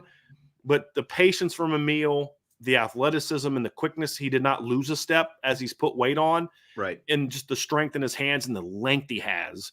He performed well. And as a whole, I thought the O-line, D-line battles were there was a good back and forth. I mean, I actually tracked them all, Sean. So like rep number 1, it was Emil against RJ Oben, first 2 reps, and they were wide rushes. And I thought Emil handled them well. First time RJ beat him initially, Emil recovered well. Second time, Emil was right there and just kind of stoned him. Rep 3, it was Billy Schrouth against Jason Onye. Billy stoned him. It was a very good one-on-one. Next rep, it was Ashton Craig against Howard Cross, and Howard Cross just got up. It was one of those ones where you kind of expect Howard to come off quick, and Howard got up under his chest and just drove Ashton into where the quarterback would be with a win for the defense. Next play was Pat Coogan against Riley Mills. That was a very unfair advantage. Riley destroyed him. Yeah. I mean, just speed to the edge, and then Pat tried to recover, and Riley just knocked his hands off and just free run to the quarterback. Next play was Charles Jagasaw against Jordan Botelho. Easy win for Jagasaw. Just handled the speed rush, stoned him at the point of attack. Next play was Tosh Baker against Junior Tilamaka. I thought Junior did a really good job of getting low, getting under his pads, and he bent right around Tosh and got to the quarterback. It was a win for the defense. Next play, Ashton Craig got beat by – it's a rough start for Ashton Craig. Got beat by Donovan Heinisch. He overset and lunged, and Donovan hit him with a move and just ran by him. Got to the quarterback. Next rep was Rocco against Kingston Villamasa. We saw Kingston rushing the quarterback today. He was a linebacker, but he was in the passing downs. He was rushing the quarterback. Because there was one, I think, that they were – I can't remember if they were in nickel where he and Osbury came out together, and they both kind of took off on a pass rush together. But in this one, he was actually lined up on the line, and then he beat Rocco Spindler on a pass rush. Then you had Jagasaw against Boubacar in a bull rush. I thought Jagasaw handled it well. Then you had and then you had a play where it was Emil against Josh Burnham. And Josh tried to beat him with a double move, and Emil didn't overset. So when Josh spun back inside, Emil was there to handle it. And then the last rep was Rocco Spindler against Gabriel Rubio, and Gabriel tried to speed rush him around the edge, and Rocco just buried him, just put him right down and buried him. And so that was the first team, the starters, first team, type of guys got those reps. So I thought the tackles handled themselves very well. I thought the interior was a bigger problem, right? I thought, but again, it's because it's like that's the side, that's the trio we expect the inside to be better right now, right? But today they had a rougher day, and I thought the tackles looked good, in pass pro. So it's kind of interesting to see that. Yeah, I mean the thing that stood out to me about Wagner, just real quick before we get to the interior guys, because I know some people are obviously wanting to know what's happening at that left guard, and we'll talk about that here in a sec. I just felt like Wagner for a guy who has been as long and lean, and we know he's athletic and all those things, the things you talked about, the fact that he played with such good strength, both in his upper body and showed balance. Like I don't think that he looked, like he was ever really horribly off balance out there today. I thought that he handled himself really well. He, just looked physical, strong, took care of business, the way he was supposed to. He definitely looked the part, but again, there is some grain of salt that comes with it, considering there were no pads and things like that. But he looked good for what he was asked to do. You're on mute. Before we move on to the interior guys, I did want to say one thing. Gerby Lambert had two different things today. I thought in drills, Gerby looked great. Athletic, big, long, moves well.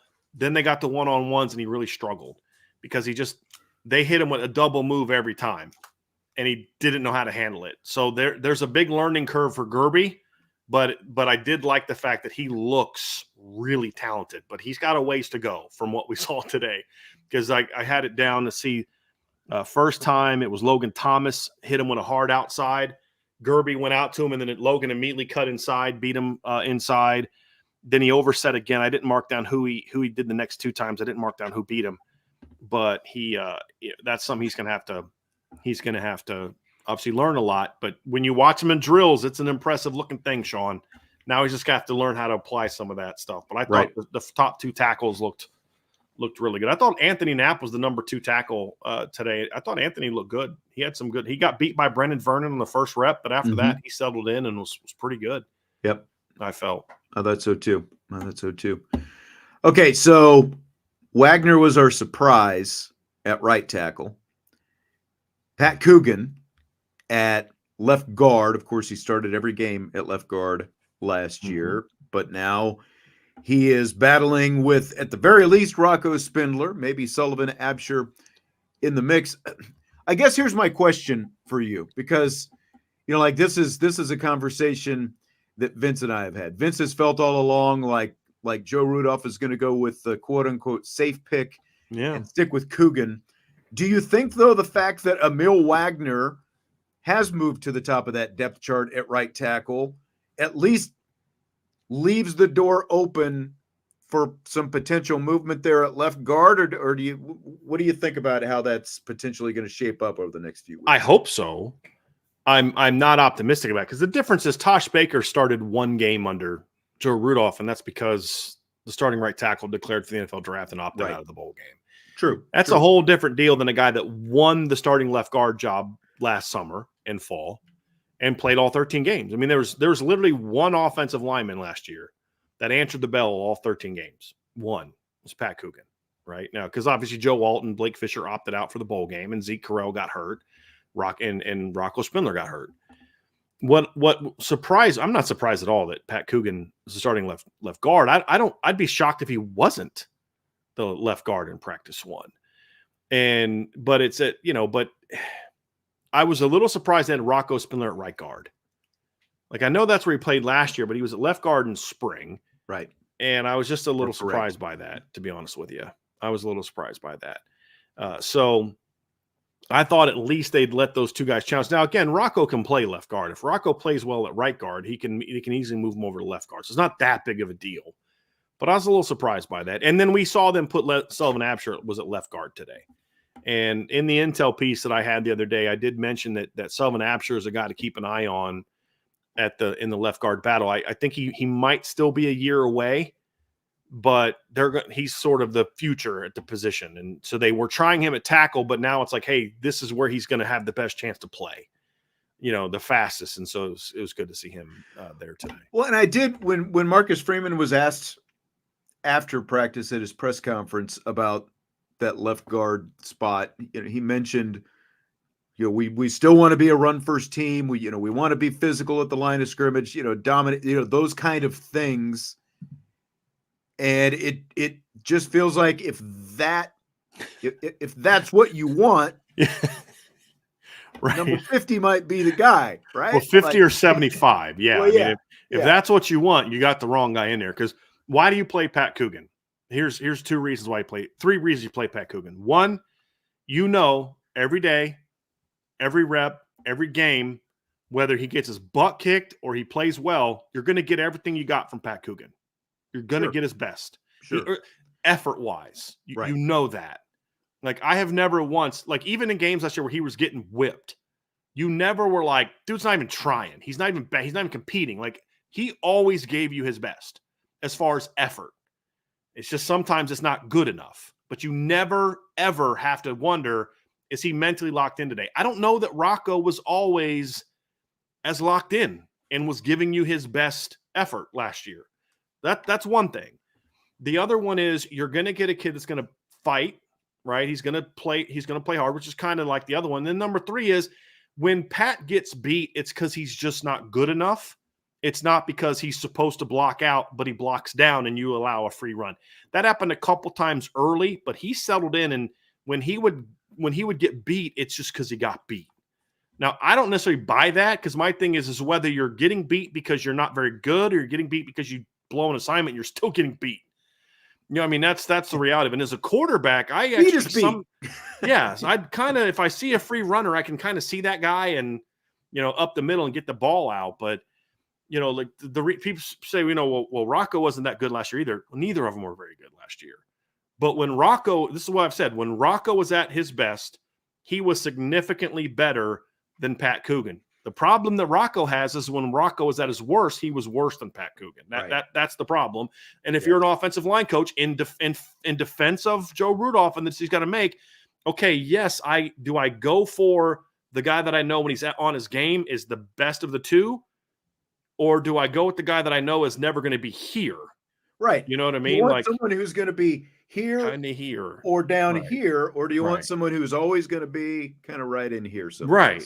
And so that's what Rocco's going to have to prove. Like, Rocco's going to have to prove that I can answer the bell every day, play smart football, play with good technique, and be that good version of myself. I mean, and when you look at the performance last year, I mean, I'm sorry, Rocco was when Rocco had if you rank like the 10 best games between those two players, the top 2 or 3 games are going to be all Rocco. I mean, that's just kind of where it's going to be. So, and as far as pass pro, for people that want to know like PFF numbers, Rocco also had a slightly higher pass protection grade last year. Now, neither of them were great at it. Rocco was 96.9. Coogan was 96.5. Rocco was better there. And so it just comes down to, what are you looking for? So there's always that. I know what I have in Pat Coogan, and I know his limitations, and I know, and I can work with his limitations. If I know what I'm going to get from him, and we know that they're playing a really good player there, we can scheme to try to help him. If I don't know what I'm going to get from you one play the next from an effort or an execution standpoint, that makes it a little bit harder. So that's what Rocco's going to have to prove. And that's what Southern Apps going to have to prove, because based on the sources I've talked to, I do think that they're open to a different left guard. And the only thing that even at all makes me, is this, they're just going to roll him out there. The only one that I can see, or that I could take away from that, is just the fact that they had Rocco at right guard. But I fully expected, and honestly, Pat Coogan earned the right to go out there and be the number one left guard first day of fall camp. He earned that right with what he did last year, and he's worked his butt off this offseason. Now, whether or not he stays there, the difference between him and Tosh is Tosh started one game last year. He didn't earn that per se. It's like he was the best guy for the bowl game. Yeah, but it was by default, basically. Right. Yeah. But, but with Pat won the job last summer, built on that lead in the fall, and was the starting left guard for he was the only, like I said, the only offensive lineman that answered the bell every single week. And ultimately, that's why you love Pat Coogan. Well, and again, to me, I feel like, because last fall, Pat Coogan was not number one at left guard going into fall camp. We didn't think he was going to be. Well, my point is, he won that job as camp a couple weeks into camp. Basically, he earned that job as camp went along. Yeah. Right. Yeah, I thought he was actually the first left guard of first. I have to go back and look at it. But we thought that Shrouth was going to be that guy, because I know this is the one thing I know for sure. At the end of spring, Billy Shrouth was the left guard. Right. And maybe that's because I can't. You could be right, Sean. I'm trying to remember that, because remember fall camp was a little crazy for me last year, because Angela was sick and there was some, you know what I mean? There's a lot of stuff was going on. So you could be right on that. But the point is, whether it was summer or fall, Pat won the job. Right. He wasn't handed the job because he didn't end spring as the number one left guard. He proved to be the more dependable player. Now we can debate whether Billy should have played in a row. So it is what it is, right? We don't need to rehash it. But the fact is Pat won that job, and he deserves to be there day one. He just does. Now it's up to somebody, because here's the thing. As a coach, you've got to give me a reason not to start him. I mean, that's fair. That's very fair to say about Joe Rudolph. Joe Rudolph shouldn't just hand someone the job just because they're more talented. No, and that's right. They've got to go earn the job. Right. Yes. Exactly. And what I'm saying is if Joe Rudolph sees someone who he thinks is, has earned the right to move ahead of Coogan, because we have seen some movement between Emil Wagner, again, and you can say, okay, yeah, Tosh Baker, he does at least have more experience, but Emil Wagner still earned his way to move past him. Emil Wagner wasn't number one in the spring. He moved past Tosh Baker over the summer. And so I don't think that Joe Rudolph is just going to rubber stamp somebody. No, I don't think so either. I think that he's going to go with the guy who but you're going to have to outplay him, Sean. Right. That's the thing. It can't be if everything is equal. If everything is equal, you're going to play Pat Coogan because he's the starter. He's got the experience. If everything is equal, you're going to play Pat. Right. If you want to beat out Pat Coogan, you've got to show that you're better than Pat Coogan. Exactly. That's the reality of it. And that's what Billy Shrouth did at right guard with Rocco. In the spring, Billy said, I'm just better. I'm the best guy for this job. And so now it's and that's what Emil did towards the end. And for Emil, it started at the end of spring and then continued into the fall. Because I thought Emil was great in the blue gold game. Mm-hmm. So that was a big thing for me, was you've got to earn it. And as much as I want them to be, as long as here's the thing, Sean, as long as they're open and it's a real competition, I don't care who starts. Because one of two things is going to happen. One, you're going to get a better version of Pat Coogan this year because he's got experience. Now, a better version of Pat Coogan's still not a great football player, but it's better than what you had last year at left guard, right, with him in his first year. Yeah. Or B, someone beats him out, and then they're better than what he was last year. As long as and what I mean by that is people can say, well, this guy got a shot. Not everything, Sean, let's be honest. Not every competition everywhere is open. right? Like if Right. if the backup quarterback for the Chiefs outplays Pat Mahomes in fall camp, he's not going to be the starting quarterback for the Chiefs. That's right. You know what I mean? So, like, let's be honest. Not every job is a real competition. That was an He's lucky he extreme gets example. it on film. He'll go get a job someplace. Exactly. Now, you're right. He may go make some money somewhere else, right, and be somebody else's starter. So my point is, as long as it's a real competition, then let him win. Let somebody win, and if it's Pat Coogan, good on Pat. You know, props to him. That's all I really care about. And right tackle was an open competition. Yeah. Emil by the end of spring was better, and Emil had a better summer. And so you're saying, look, he's earned a shot. Now, if Emil doesn't play well in the first 2 weeks of fall camp, guess what? Josh Baker's going to be in there, or somebody else is going to be in there. And that's really what it boils down to. Now, overall play of the line, Sean, real quick before we wrap up the offense, because I do want to get to the defense today. Okay. I was actually encouraged by what I saw today from the O-line. In that, yes, they had some losses, certainly. And when you play let's remember, folks, I want you all to remember something as you're reading my practice reports in fall camp or anyone else's practice reports in fall camp. When you talk about the O-line and the quarterbacks and receivers, every day they're going against one of the 5 to 7 best defenses in all of college football. And they're deep and they're talented and they have one of the best D coordinators who never stops blitzing. Like, there's no periods where Al Golden's like, we're going to take it easy on him this period. We're not going to go after him this period. We're just going to sit back and work on our cover 2. No, we're coming at you. Here comes another blitz. Yes. And hey, I'm sorry you're having a bad day, Mr. Right Guard, but we're going to keep coming. There were obviously some wins from the D line. They had some good run stuffs, but then there was another play, and I didn't write down who was in there, but I think it was the first team. Or offensive line. No, it was the second team offensive line where they ran that inside zone, and I think it was Rocco and who was the right Tosh. But they opened up a really nice hole, and Jarian Price flew right through it. Yes, and hopped over a guy and just exploded. Yeah. And then there's other next play. I think they ran inside zone and they got stuffed. There was some good, but I thought overall, they handled the pressure relatively well for day one. You know, they didn't keep like a super clean pocket, but there was plenty of snaps where I thought the quarterback had time to get the ball out, and I thought they battled. So at least for the first day, I thought the offensive line held up well without pads. The defense was better than the O-line today in team stuff, but I thought it was competitive. And I was worried that the D-line was just going to come out there and then destroy the offensive line in the first week of practice. And they may once the pads come on, right? I mean, that may happen when they go full pads. But at least today, I thought the offensive line competed and battled and had some wins, had some good wins, I felt. I thought it looked pretty solid all the way around. Like, you know, especially for as big a concern as this is for a lot of people, I've said all along, I feel like, you know, like there's 2021 Notre Dame offensive line. And, you know, like there's a big disparity between what we saw from that line and last year's line. You know, I think it's going to be, you know, middle to above, you know, I don't think it's going to be horrible like a lot of people think. Or I don't think it's going to be a major concern. They just have to avoid the really big dip games like last year. That was the thing. Like if you take the offensive line outside of 3 games, they were solid. It's just their lows were really low. Right. But it's just like, that's where I think what they're doing is good for them, because you have an offensive coordinator that's challenging you. You have, you know, they're very demanding. You've got talent. And this thing, you saw talent, because sometimes, Sean, talented players can overcome mistakes. Emil Wagner, first one-on rep of practice, I thought he did not get out of his stance as well as you'd like against RJ Open. But guess what? He still didn't lose the rep. Why? Yeah. He's talented. He's athletic. He's able to overcome it. Yeah. And he's moves super his feet long. Well. Yeah. Right. Yeah.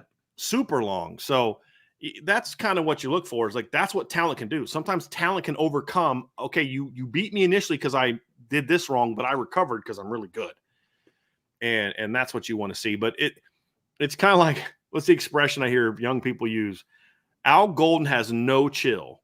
Like there's just like, you know, like when you meet him in person, he's a very matter-of-fact guy, but he's not a real intense guy. I mean, it was, you know, we'll get to that, but like, he's just, okay, whistle blew, we're coming. And I actually think ultimately that's going to be a great thing for the offensive line, and especially the offensive line. I think it's going to be a great thing for the quarterbacks as well. Yeah. You know, like the fact that whether it's Riley Leonard or Angeli or whoever it happens to be, that they're seeing these kind of pressures in practice, and they're coming from different places. You don't know where it's going to come from all the time, and they've got to think on their feet a little bit. I think it's going to help them out. Couple quick things, running back wise, not a lot to see from today other than just they're really athletic. Kedron Young looked healthy. That was good to see. He had a nice catch on the a down the field catch from CJ Carr. Yeah, which was good to see. Nice little fade. Yeah, Aeneas looked good. I mean, just with running backs, it's just with no pads. It's like, okay, they're really athletic, and then you move on, right? Like that. That's pretty much how it is. And tight end wise, we didn't see Mitchell Evans do anything other than individual. We didn't see Kevin Bauman do anything outside of individual. We saw both Cooper Flanagan and Eli with the ones. They did not have a great day route running. You could see it. I mean, just you're watching it and they're just not taking good angles. They're not sharp in their top ends. And Mike Denbrock was not happy about it. Like he was really getting on the tight end today about their route running and attacking the ball. So that's obviously something that they're going to have to pick up on. But when you're missing your starter, who's a second team All-American, you're probably not going to want to, judge them too harshly on what they did. So, but I just some quick notes of what we saw from them today.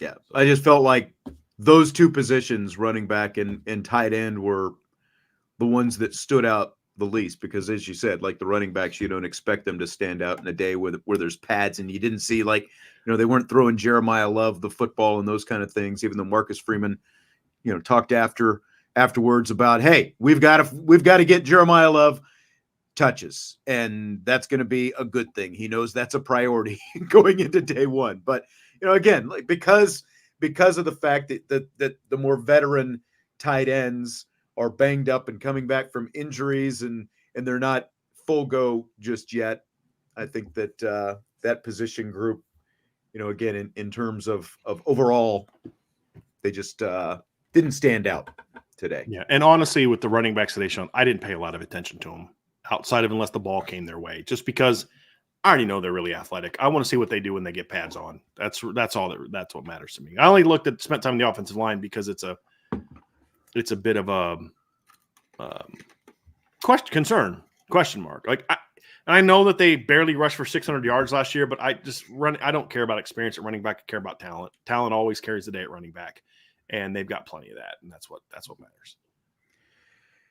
You want to talk about some defense, Brian? Love to talk about defense. Speaking of Al Golden and the no chill, let's talk about what we saw on defense. Yes, well, I thought it was a pretty good day defensively. I felt like they were challenged, like we were, what we were talking about with the wide receivers overall. What did you think of the group that Al Denbrock? Or not Al Denbrock, Al Golden put on the field. Well, Al Denbrock's going to be a term we come up with when we talk about coordinators, right? Or Mike Golden. Well, let me ask you this question, Sean.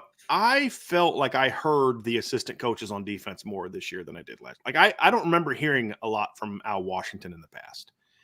And I heard him a lot more today.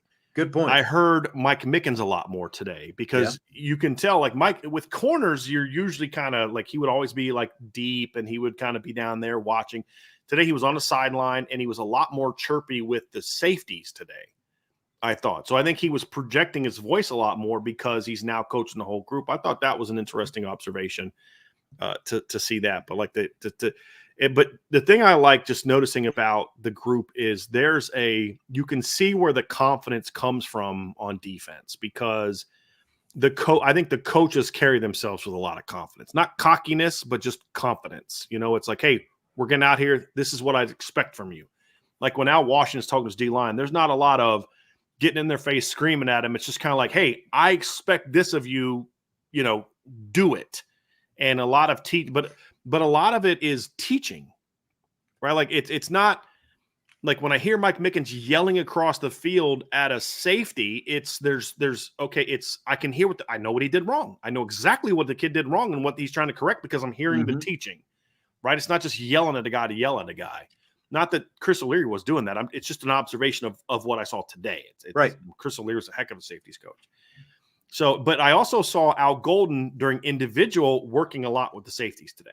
That may just be today, but he spent a lot of time during the individual period on the far field working with the safeties. And they work with there's a lot of urgency in what they do on defense. Just going between drills, going between reps, just the next guy getting up. Like one of the things that Don Schuler got all over, I think it was Carson Hobbs today, because he just didn't jump out in the drill fast enough during a late 1-on-1. So, yeah, I remember that. You're just like, hey man, this is what we do. And Don was pretty intense with it. And so like, there's just a lot of, there's a sense of urgency with how they move. There's a tempo with how they go about practice that you're like, you need to have if you're going to play the way they play.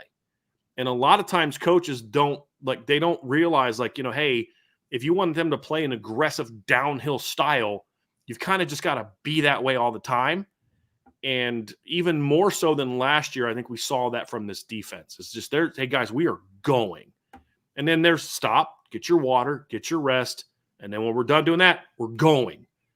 And that was the thing I saw. But the big takeaway for me, Sean, I thought this is a much longer defense overall than what we've seen in all three levels. Like obviously in the secondary last year, corner, they were pretty long because they had Cam Hart.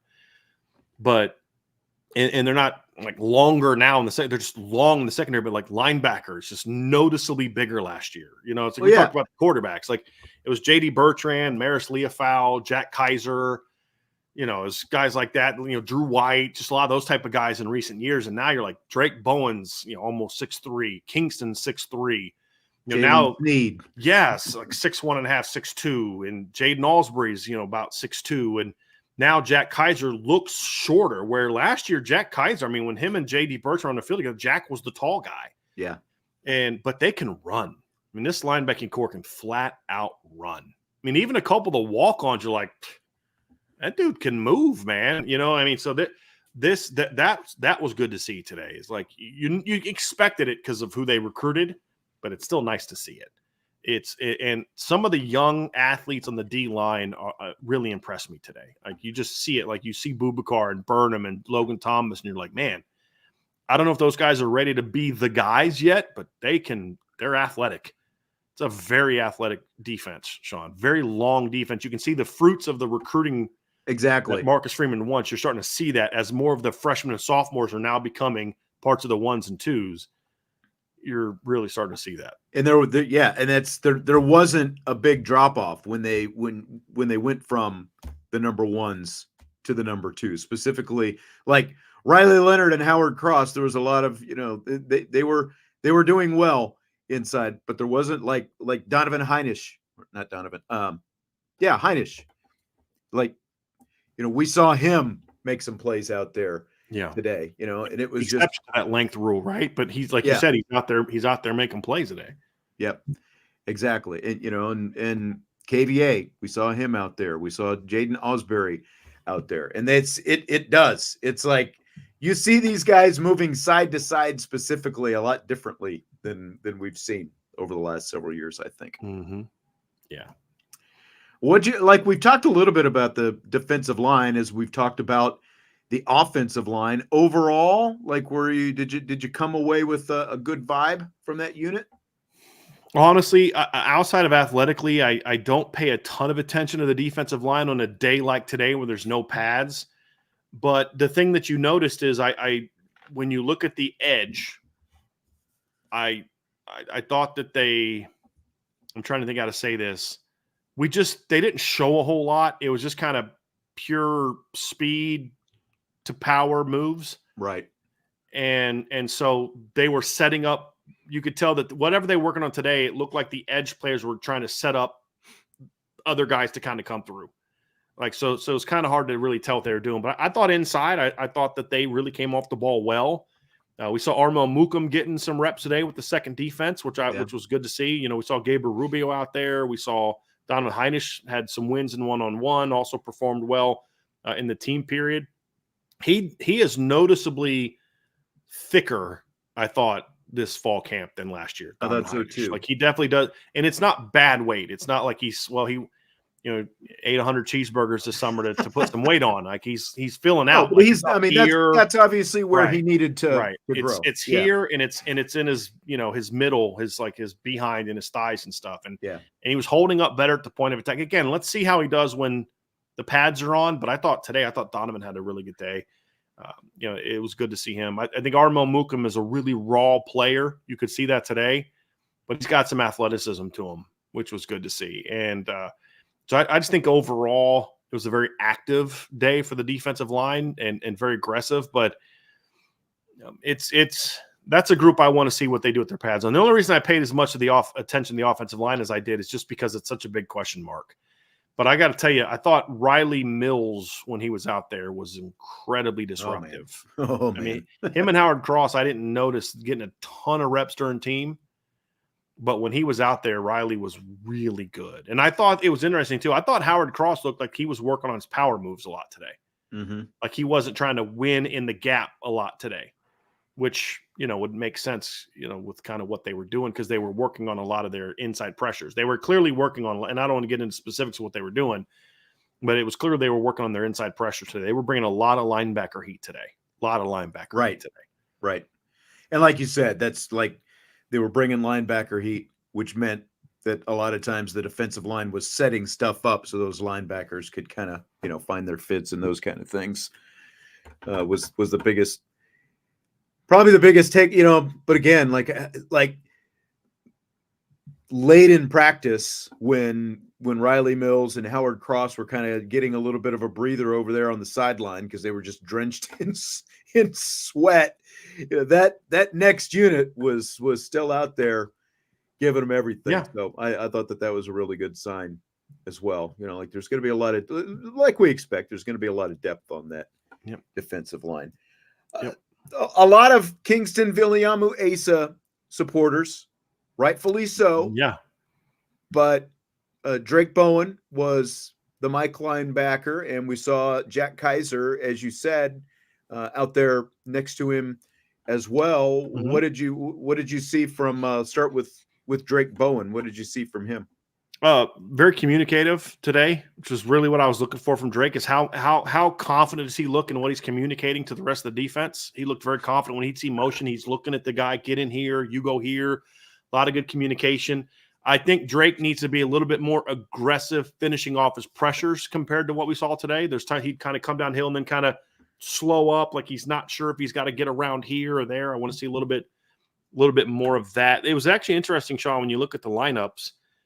Defensively, the first time they actually lined up in a team period, it was Jack Kaiser and Jalen Sneed that were out there together because they were in their nickel package. Right. And so, but when they went to their base nickel, like they were in a type of nickel package, when they went to their base nickel, it was Kaiser and Bowen. And when they went to their base 3 linebacker room, it was Bowen, right, Kaiser, and then they had Jalen Sneed at Rover. We also saw Jaden Alsbury inside in that base in that extra nickel package where he came in with the second group. It was him and Kingston. Yeah. It was also a period where it was Bowen and Alsbury also. So they were really working a lot of guys in and out. Drake just has to finish a little bit better than what we saw today. But the big thing for me is I liked how much he was communicating, getting people lined up. Today they were just turning Kingston loose. He wasn't doing a whole lot of get everybody set. It was just turn them loose, which is what we call in the coaching industry smart coaching. You take Kingston and just say, go get the ball. He's a freshman. He's learning. He'll get that stuff. And so that was good to see. But a guy that I thought at linebacker that impressed me, Sean, was Jalen Sneed had a really good day today. I thought so too. And not just as a pass rusher. I mean, he's been doing that for 2 years. But just reading things, getting downhill, getting out to the flats. I thought Drake did a really nice job today in coverage. I thought he had some really nice plays where he kind of got it underneath the tight end and underneath in cuts and forcing incompletions. That's an area where I want to see Drake continue to improve his game. So that was good to see as well. But it was the pressures is where he's got to get better. I thought Jack looked comfortable inside. Kingston's a really dynamic player as well. It's got a lot to learn, but his ability to win as a pass rusher, not just in one-on-ones, but in team. Yeah. Jalen Sneed had 1 or 2. After that, the best blitzer today was Kingston. He knows how to win as a blitzer. Like, and there was one time, did you see that one where he kind of came around and the guard was there and Kingston like dipped and like got underneath the guy and then came back up the other side? And I was like, right. Oh, that's a freshman? Right. Like, are you kidding me? So it was impressive to see that. Like, there are guys who just have a feel for that. Oh yeah. And he obviously has that. And then, like you said, turn him loose, let him go get the ball. Yep. Let's not overthink it as coaches. This guy knows how to make plays. And that's definitely where he stood the ball. Out. Yep. Attack the ball. Yeah. Well, and as a freshman, you limit the thinking that way as well. So you don't have to worry about that nearly as much. But I agree, like with Jalen Sneed specifically, where we've seen in the past is like you've seen sort of the fatal error where what should be maybe a short completion or like a pass defended or whatever turns into a bigger play. Like he was covering ground well out there, and like he knew where he was supposed to be. He looked like a locked in guy, and that's really good because this is obviously a guy that a lot of people have been waiting on for a couple of years now. Sure. Absolutely. It's a talented group of linebackers, Sean. They're so deep there. I didn't get a chance to see any of the other freshmen today. Just can't watch everybody. So I didn't get a chance to see any of Teddy Rizak or Bodie Cahoon today. Yeah. Having the report on them. But it's a really rangy athletic group. I thought Jalen Sneed looked as confident, like genuine confidence as he's ever been. He's always been kind of a chirpy guy and, likes to talk. But I'm not even talking about that. I'm not talking about verbally. I just mean looking like he knew where he was going and then getting there. Jalen would kind of talk, and then it's like he's not where he needs to be, or he's not getting where he needs to be as confident with any confidence. He's like, okay, I think I'm supposed to go here. When he knew what he was doing, he looked great. He looked like the 5-star recruit that he was. Right. I saw a lot more of that guy today. Absolutely. He knew where he was going, and he went there.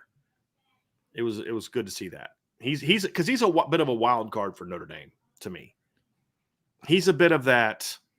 Well, he was a great recruit. He's really athletic, but he's never shown to be a super instinctive football player. Today, he looked a lot more confident and comfortable with what he was supposed to do from just in this. I mean, not from a can he run fast standpoint, but like does he know where he's supposed to be? Can he be in the right place? Can he make good reads? Can he get where he needs to get to? Can he be a 3-down guy and not a specialist? Yeah. Basically. Right. Exactly. He looked a lot more like a 3-down guy today. Yep. I agree with that. Anything else on the linebackers? No, I mean, just like those are guys also that, hey, great scholarship, highly ranked recruits at Notre Dame at linebacker are really athletic. Positive. I mean, good start. Right? Yeah. Good start. But like, that's why we emphasize that, because there's other times you're just like, you think about in 2021, I think your starting linebacking core, I believe, was Drew White and JD Bertrand.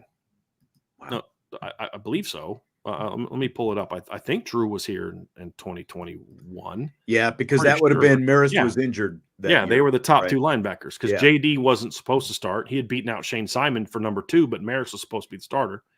So you've got a 6 foot, 220-pound linebacker, Mike, and a 6'1". I mean, they listed JD at 6'1". You and I stood next to JD Bertrand. I don't know that he's definitely 6'1". But he was the big guy of the group. You know what I mean? And now you're talking about like Drake Bowen and Kingston and Jalen Sneed. And Jalen Sneed's one of the small guys now at 6'1.5", 6'2". Yeah. And he's put on some good weight too this offseason, Sean. JD was more the sawed-off kind of classic linebacker. The guy had more speed than I think that a lot of people gave him credit for. But you're right. It's like those two guys were athletic, right? Yeah. And even Drew Drew ran a 4.6 something at his pro day. Like those guys could run, but they were little. But the length and athleticism that this group has is just a lot different. Come a long way in 3 years now at this point. So no doubt, another good sign. I tell you, I was more than encouraged to see Benjamin Morrison out there running some actual first team reps today. And I didn't see him initially because he was on the far side of the field and I was writing down all the other numbers of the guys who were out there. And then the next thing I know, I saw Benjamin Morrison holding his helmet, like, taking a couple, reps off, standing on the sideline. And I was like, has Morrison been out there playing? And you're like, yeah, he was with the first team. And then, when he shuffled back in, that was really good to see that he was out Yeah. there getting some real reps on day one of camp. I'd be shocked if when they put the pads on, if he's out there in team periods. Shocked. That's just my opinion. But a day like today, you're not tackling. Like that's where you're just out there doing your thing, and he was out there and it looked a little rusty to me, to be honest with you. Didn't play the ball well in the air a couple times and got beat on a couple deep balls, but you don't worry about that from him because he's shown it for 2 years. He just looked like a guy that has missed spring and missed a lot of the summer from reps. He was just a little rusty, got outplayed for the ball a couple times, but looked athletic. I mean, he looked in good shape. That part was there, but it was good to see him. But the big thing is with Benjamin Morrison, I just want to know he's going to be there. Because he's going to be there, I know what he's going to do. Mm-hmm. I mean, he's going to play. I just want to see him that he'll be there. Yeah, but and that was good to see. Christian Gray, I mean, not that it should be a surprise, but we saw him step up and make some plays out there as well. There's one play, Sean, where I thought it was Benjamin. And he made a breakup on the ball, and I was like, he's great. back. And Sean Davis looked at me and goes, that was Christian. And I was like, what? And I looked, no, you said that. You're like, that was Christian. And I looked over and I was like, was it really? And I'm like, shoot, that was Christian Gray. I keep sometimes I can't tell those two guys apart. Not just because I had my glasses off for a second because I was, going back and forth with the binoculars on the other field. And I'm like, did I see it wrong? But no, it was 29 and not 20. Yeah. And you saw, it could have been like where they, 20 was on the play, but now Christian's in the game. But then when you saw Benjamin, it was very clear that Benjamin didn't just take a rep and go off the field. Like he was already off the field. It's like, it's Christian. So it's good to see there. But it's not just that they look similar and their numbers are similar, but just Christian's a really loose, athletic guy. Today was a great day for Christian Gray because he got beat a few times, and he got beat by veterans that are savvy route runners. When just the athletic guys are going against him and you're just trying to beat him with athleticism, it's not going to happen. You're not. It was Bo Collins got him a couple times because Bo is savvy. He knows how to manipulate his speeds, and Christian's not quite there yet with that from an experiential standpoint. And so I thought it was good to see that today, to see him look good and make a lot of plays, but then also get beat a few times by a veteran that knows how to run a route. Because that's the thing that Christian has to learn, right, Sean? I mean, he's long, he's athletic, he's confident, he's smart, he knows how to play. I mean, Christian Gray might have the best ball skills of all the corners. And that's saying something when you consider how good Benjamin Morrison is that. Mm-hmm. But he knows how to get on the football and knows how to break on the football and knows how to find the football.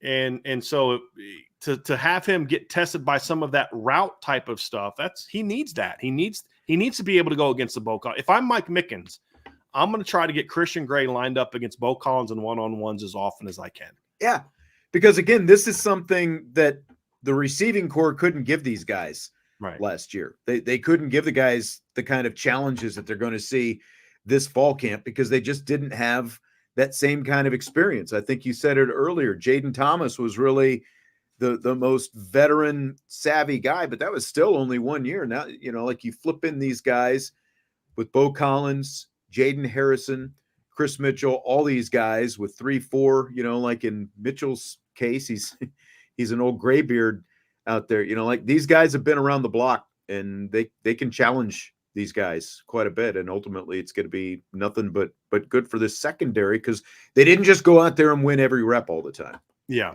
no, they didn't, and they have to work, and I think that's good. That's very good for the secondary. I thought Jaden Mickey's another guy that I thought Jaden had a pretty good day. He got beat in a couple one-on-ones, but it wasn't that he didn't get beat by a lot. But he also made some really good plays. He had one. I'm trying to see who was that one-on-one rep against. He had a really nice win in the one-on-ones. He got beat on a dig route by Chris Mitchell. And then KK Smith tried to beat him on a post route. This is the one that I thought was one of the more encouraging reps of the day.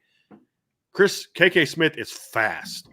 And if there's one concern about Jaden Mickey, it's what? Can he handle playing the vertical game? Can he run with the fast receivers? Because I still remember watching Braden Lindsey give him a really hard time every day in practice a couple of years ago because he just couldn't handle Braden's speed. And KK has really good speed. And there was a play where KK ran a post on him, didn't run a really good sharp top end, which is something I wrote about in my practice report he's got to get better at. But Jaden kind of ran with them and forced an incompletion. He never let KK accelerate away from him. And that was very good to see. But I just don't know why quarterbacks would throw quick game in front of Jaden Sneed when he's playing off coverage. It's very dangerous for the health of your wide receiver.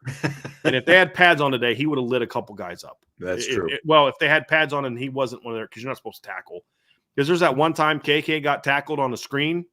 And I won't describe what happened, but it was very encouraged by it. And we were like, when's the last time you saw Notre Dame do something like that? I don't want to get in trouble by describing the actual play. But it was nice to see that. But, like, he got tackled and Freeman went off. Because that's just – you don't tackle on Dave. You don't have pads on. You just don't do that. And you've been told not to do that. But there's a couple times, man, Jaden Sneed came running down – or Jaden Mickey came running downhill. Like, if they had pads on and this guy had a different helmet on or different colors on – he's going to be like, because he is the old school cover 2 corner. He's just, if he can keep stuff in front of him, he's so smart and instinctive, but he also, he's faster downhill than he is like opening up and running long. Right. He's got that really good short area quickness. And when you combine that with his strength and his intelligence, he makes a lot of plays in the football. And he did that again today. And like there was a completion against him in team where he was playing off coverage and they hit a little quick route. But as soon as the guy turns around, Jaden Mickey's helmet's like right up in the guy's chest. Yeah. Like, yeah, you're getting stoned at 5 yards. I mean, it's just what's happening. So I thought he had a good day as well. I thought all the Chance Tucker had a really rough day. But, and there's one time Coach Freeman got on him for not hustling after a play but that was in his head a little bit, started grabbing. But I did think Chance had a better final team period. So I like the fact that he didn't kind of just go in the tank because he was getting beat, but he was frustrated and he got absolutely torched by, I think it was Bo Collins on a post route. Let me go find it. I got my one-on-one chart here. I thought it was Bo Collins just killed him on a post route. And Kenny Minchie threw him a gorgeous post ball. Yeah. And it was in his head. And then Micah Gilbert gave him a tough time. But then, like, after getting beat by Micah a couple times, he grabbed him a couple times. But then I thought Chance settled in and made a couple good plays on the ball, had a couple breakups late in the practice too, which I liked that because that today began like a day where when you're a corner, it gets in your head. And for a minute there it did. He started grabbing guys but to see him kind of bounce back in the final team period, and you could tell that he got coached up a little bit, and to see him finish well, I thought Chance finished well. That was a good sign to see. How about the 2 new guys they brought in from the transfer portal? Jordan Clark, who we saw as go ahead. There's one freshman I wanted to talk about. Leonard Moore is really talented. Yes. Like he looks, he's not as thick as Cam was, but lengthwise, he's got every bit he's actually probably got longer arms than Cam had. At least that's what it looked like today. But his ability to find the ball really impressed me today in one-on-ones. And then there's a couple reps down on the other team. Like I mainly watched the first team, but when they were kind of in the huddle and the other team was taking a rep, I'd watch it. He is really, really talented. Like, I don't know if he's ready to play right now, but he's long. And he's a lot faster than maybe I thought he would be right away. But I thought Leonard Moore was a freshman that really impressed me.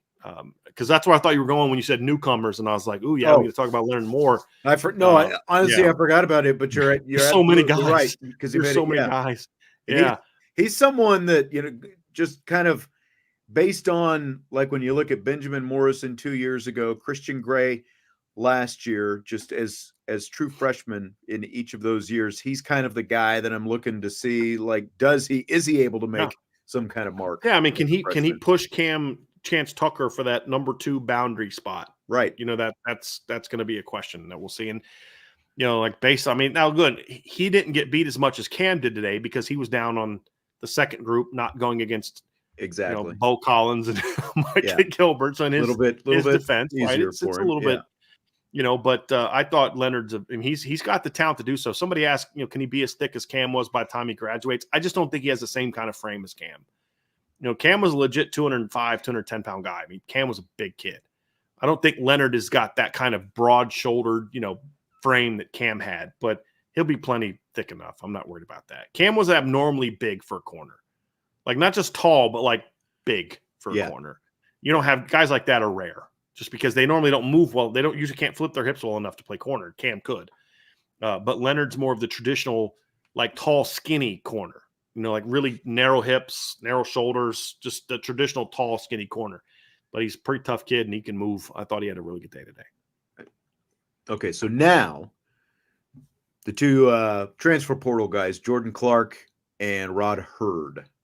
Jordan Clark, you can see the football IQ in Jordan Clark. Like he's a smart guy. The problems he had today, Sean, is, and one of the things I was told in the intel piece was he's really smart and he knows the game a little better than Thomas Harper, but he's not as fast as Thomas Harper. And you could see that today. Yeah. Like when he got matched up in some of the over routes and crossing routes against Jaden Harrison, it's like, okay, he thought he had an angle on the ball and then realized, like, I just can't run with this guy. So he's going to have to kind of learn to play that a little bit. But, again, that's a guy that I've been told by people runs a 4.3. They're not going to face a lot of guys like that this year. But he's really smart, a good downhill guy, very good in zone coverage. I thought it was in position a lot. Like he was better, and this doesn't surprise me, he was a lot better in team than he was in one-on-ones. And I think that's going to be true for Jordan Clark a lot. Like he's never going to look like $1 million in one-on-ones. But when you get him into team periods, he's going to look really good because he's a 6-year senior, smart, high football IQ, quality athlete. He's not a bad athlete. He's just not an elite athlete. If he was an elite athlete, he probably wouldn't be a 60-year senior at Notre Dame. He'd probably be in the National Football League. But he's really smart. And you could see that. Like I was like when you saw him during this one-on-ones, you're like Yeah, I know. But during team, I thought he looked like a completely different guy. Looked way more comfortable in team. He did when you're mixing up zones, and sometimes you're in zone. Because like one-on-one, sometimes when you're just way faster than a guy, it's not zone. You don't have to I'm just got to outrun you. Mm-hmm. And in team, when you're playing zone, you're mixing it up. Sometimes you're in man, sometimes you're in zone. You're going to play with different angles. In team, you're just one-on-one. You're just lining up mano a mano. And team, like, hey, I'm gonna play outside leverage this time because I'm trying to take this way, or inside leverage this time. It's just a little bit of a different deal. But I thought he looked a lot better in team than he did in the other one. I didn't see Rod Hurd a ton, Sean, like during team. Like you'd see him go out there, and I don't remember him getting beat at all. I thought athletically he looked good. Like I'll say this is one thing I can guarantee about the secondary. They're going to be a lot more athletic at that second safety spot than they were a year ago. For sure. Like when you watch Rod Hurd and how he looks athletically, and he's another smart guy that you could see be in the right positions. And then you add Jordan Clark to the mix. You add a Don Schuler. I thought a Don of the safeties, Don probably had the most active practice.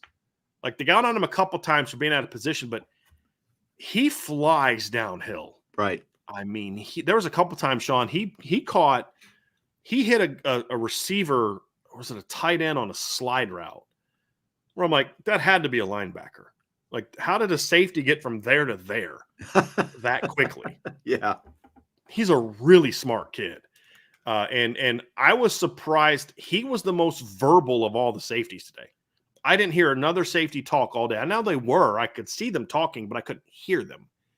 You can hear a Don talk, and I'm not talking like Jade Mickey talking like right. I mean, just telling other people what to do.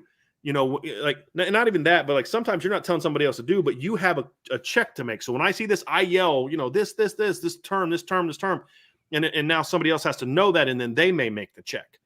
But you've got to alert them to that, and we saw that a lot from Adon today.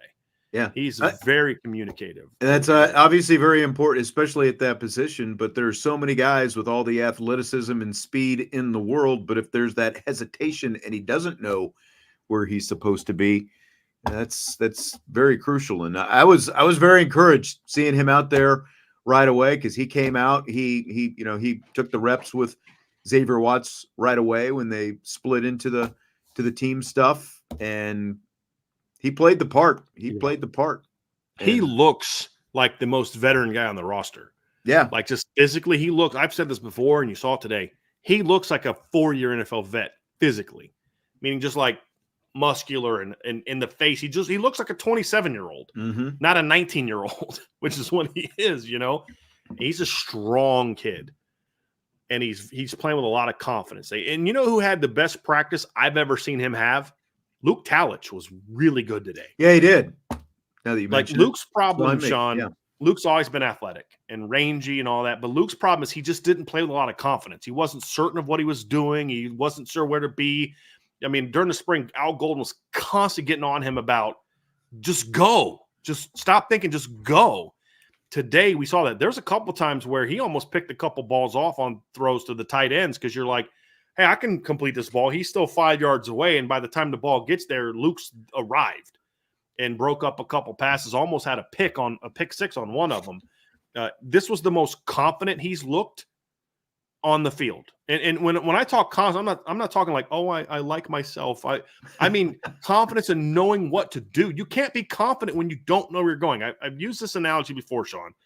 It's like when we were kids and we'd go drive to a friend's house. You grew up in Kansas. I grew up in Northwest Ohio. We've driven in the country before. Right. And you're going out to a friend's house and you've never been out there before, or it's at night and it's not a lot of lights and you're not just right. You're driving slower. You turn your brights on. You're not sure where to go.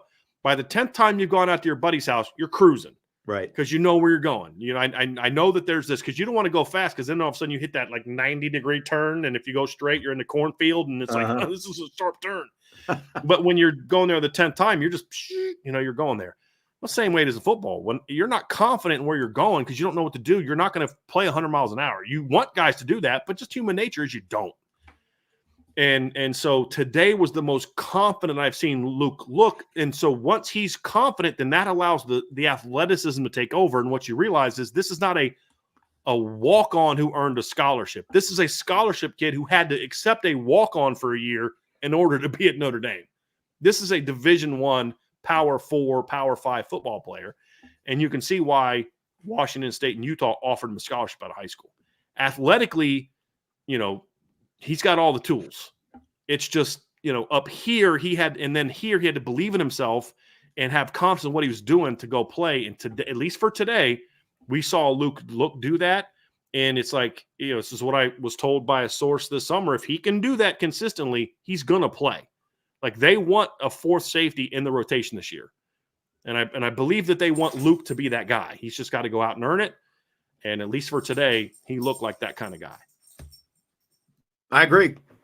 So I'm out there making plays a couple of different times, and you're right. Like the instinct is coming. It's starting to click. That light bulb is starting to come on for it. So long.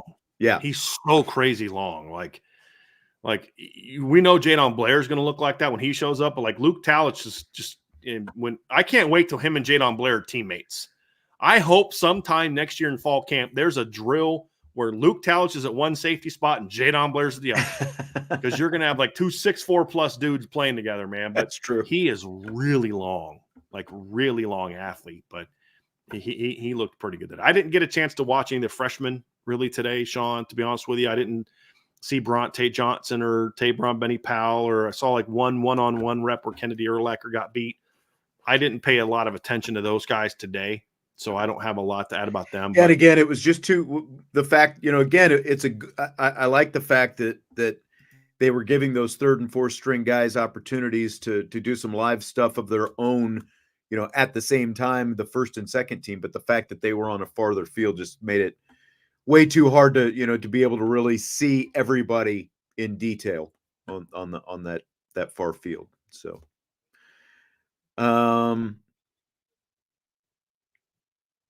how about Thor? You want to talk about Thor at all? Some of those hang times that James Rendell was throwing up there? We're kind of, pouring one out for our homie Vince, who's not here today. So we're going to talk a little special teams. Yeah. We'll talk about him, and then we'll talk about the kickers.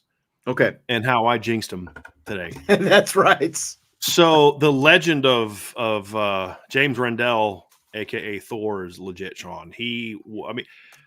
I normally don't pay attention to special teams. I will say I thought he was going to look bigger than what he looked. He's skinny. Not that he looks small, but tall. Like with the nickname like Thor and being 219 pounds, I thought he was going to look. Let's be honest. The nickname Thor came from the fact that he's from Australia. Exactly. You know what I mean? Like exactly. So now everyone with an Australian accent is going to be Thor, and I'm like, guys, you do know Thor's like Norwegian, right? Like I know that it's Chris Hemsworth in the movies, but like Thor is Norwegian. He's a Viking. but whatever. But I'd usually just let Vince pay attention to special teams because he's always loved, even before his son became, a recruited kicker and punter, he used to always love special teams, right? But today I was like, I was kind of paying attention. I was like, oh, I want to see James Rendell punt. And I'm like, oh my goodness. After the third one, you saw me, I got out the stopwatch and I started timing his hang time. And he was consistently like 4.4, 4.5, 4.6.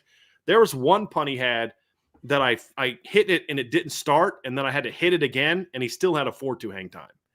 And they were like, he was booming it. And you made a good observation, or was it you? I thought it was you. No, it might have been Sean Davis. They were having trouble catching his punts. Did you notice that? They were dropping. Davis said that, but yeah, you're right. Yeah. And exactly. So there's something funky about the way he kicks and these are guys that we've seen return punts before that don't miss the ball. Jaden Greathouse, Jordan Faison, Jadarian Price, they were all having trouble finding when he was kicking, it was so high. Right. Maybe it's got like a weird thing, but they were having trouble finding it and catching it. They go up so far, and that, the point of that ball is up, and there's a little bit of a, like a tilt to it, and then it just, the way it tumbles as it comes back down after being up that high. You're right. Because there were a couple guys, because I was like, there was one, where like the very first one was a drop by the return man, and there was another one Greathouse dropped it, and then Faison kind of like the ball, like he let it like come down too far as he was trying. Because I think he thought it was going to be somewhere else, and he quickly recovered and had to catch it in his. Yeah, agree. Exactly. It was impressive. I mean, and I don't know that there was ever any room to run. I think he had a 3.6 one time that he just kind of line drived, but just visually, forget the hang times. It looked so much different when he kicked it compared to the other guys. I mean, way different. Yeah. And he was consistently, because they were punting most of the time from their own 40, and he was consistently dropping that ball inside the 10-yard line. Yeah. Pretty much with the exception of like the line drive you talked about. And it looked like one time somebody kind of got a hand on some pressure off the edge, they kind of squibbed one a little bit, but otherwise he was just like, he was money. It was impressive. And that's what I wanted to see was the consistency. Like how consistent is this guy going to be for a guy who's never kicked for a college football team before? Boom, boom, boom. Yeah. What I did not evaluate today, and something I have to keep an eye on, is I didn't put a lot of thought or time into what was his approach like.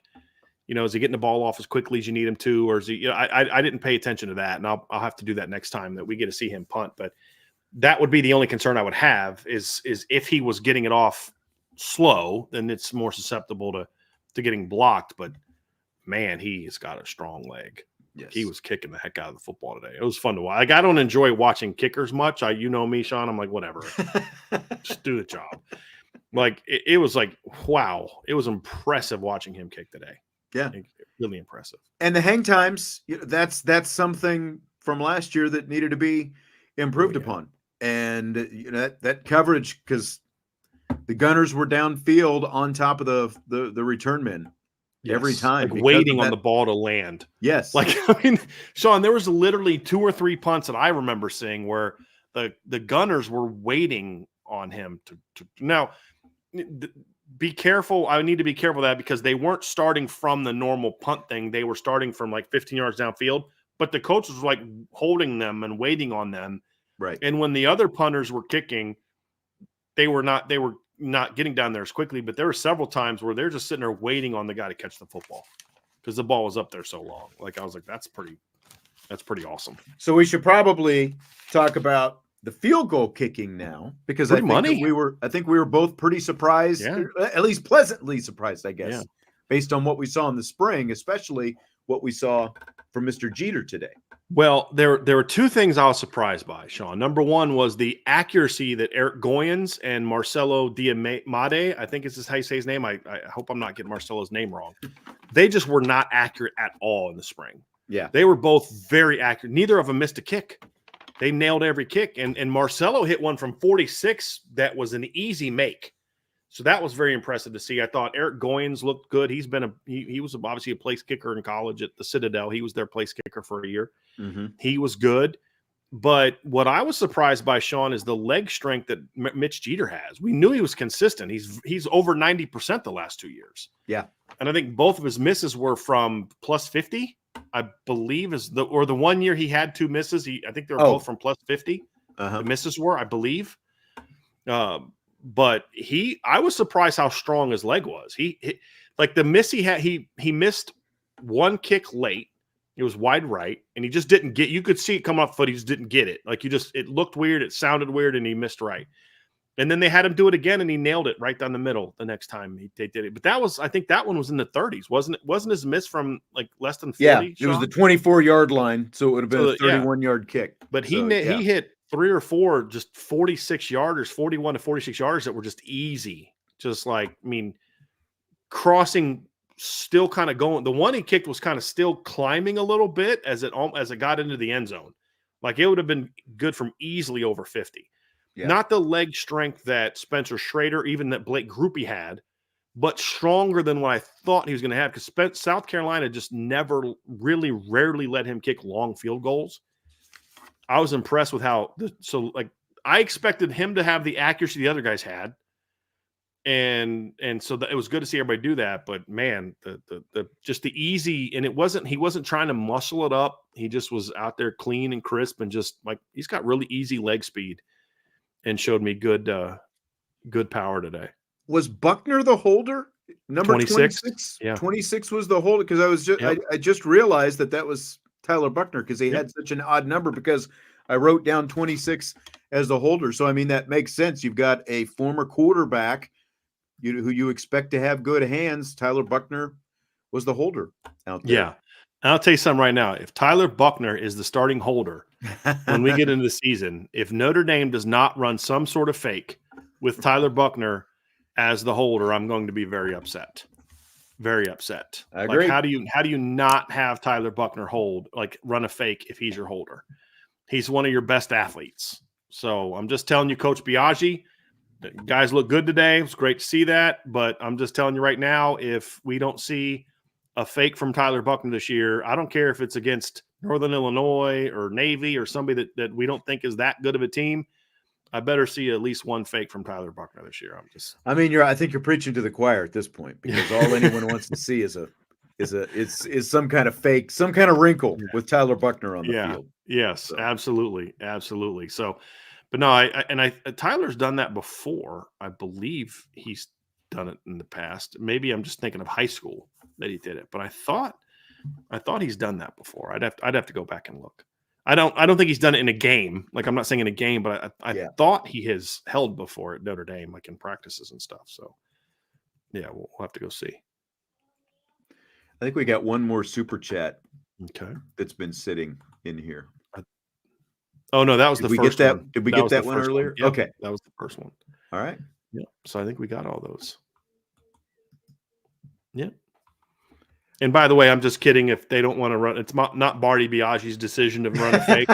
I'm just being funny. But it is kind of interesting that the guy that 2 years ago was your dynamic, hopefully starting quarterback, is now buried on the depth chart wide receiver and doesn't really stand out athletically the way he did a couple years ago. No, he doesn't, does he? No, he's as athletic as he was 2 years ago. Like, it's not that. But he doesn't stand out in the same way. Yeah. Athleticism overall is just so much better that, like, look, 2 years ago, you had Tyler Buckner, you had Audric Estime and Logan Diggs at running back. Now, both very good running backs, but they were not guys who you would say are elite athletes. Good athletes for their size, but they weren't elite athletes. Now you look at this receiving core and you're just like, like Braden Lindsey stood out 2 years ago because he was unique. You didn't have speed like that. Yeah. Now it's like you've got 4 or 5 guys like that at receiver. It's just it's a much different looking group. Much different looking group. The roster is in a very good place and continues to get into an even better place. Yeah, absolutely. Is that it? I'm good. We're good. And did you miss anything? I don't think so. I think we hit everything. Yeah. We talked about it all, went off on somebody, it was bound to happen.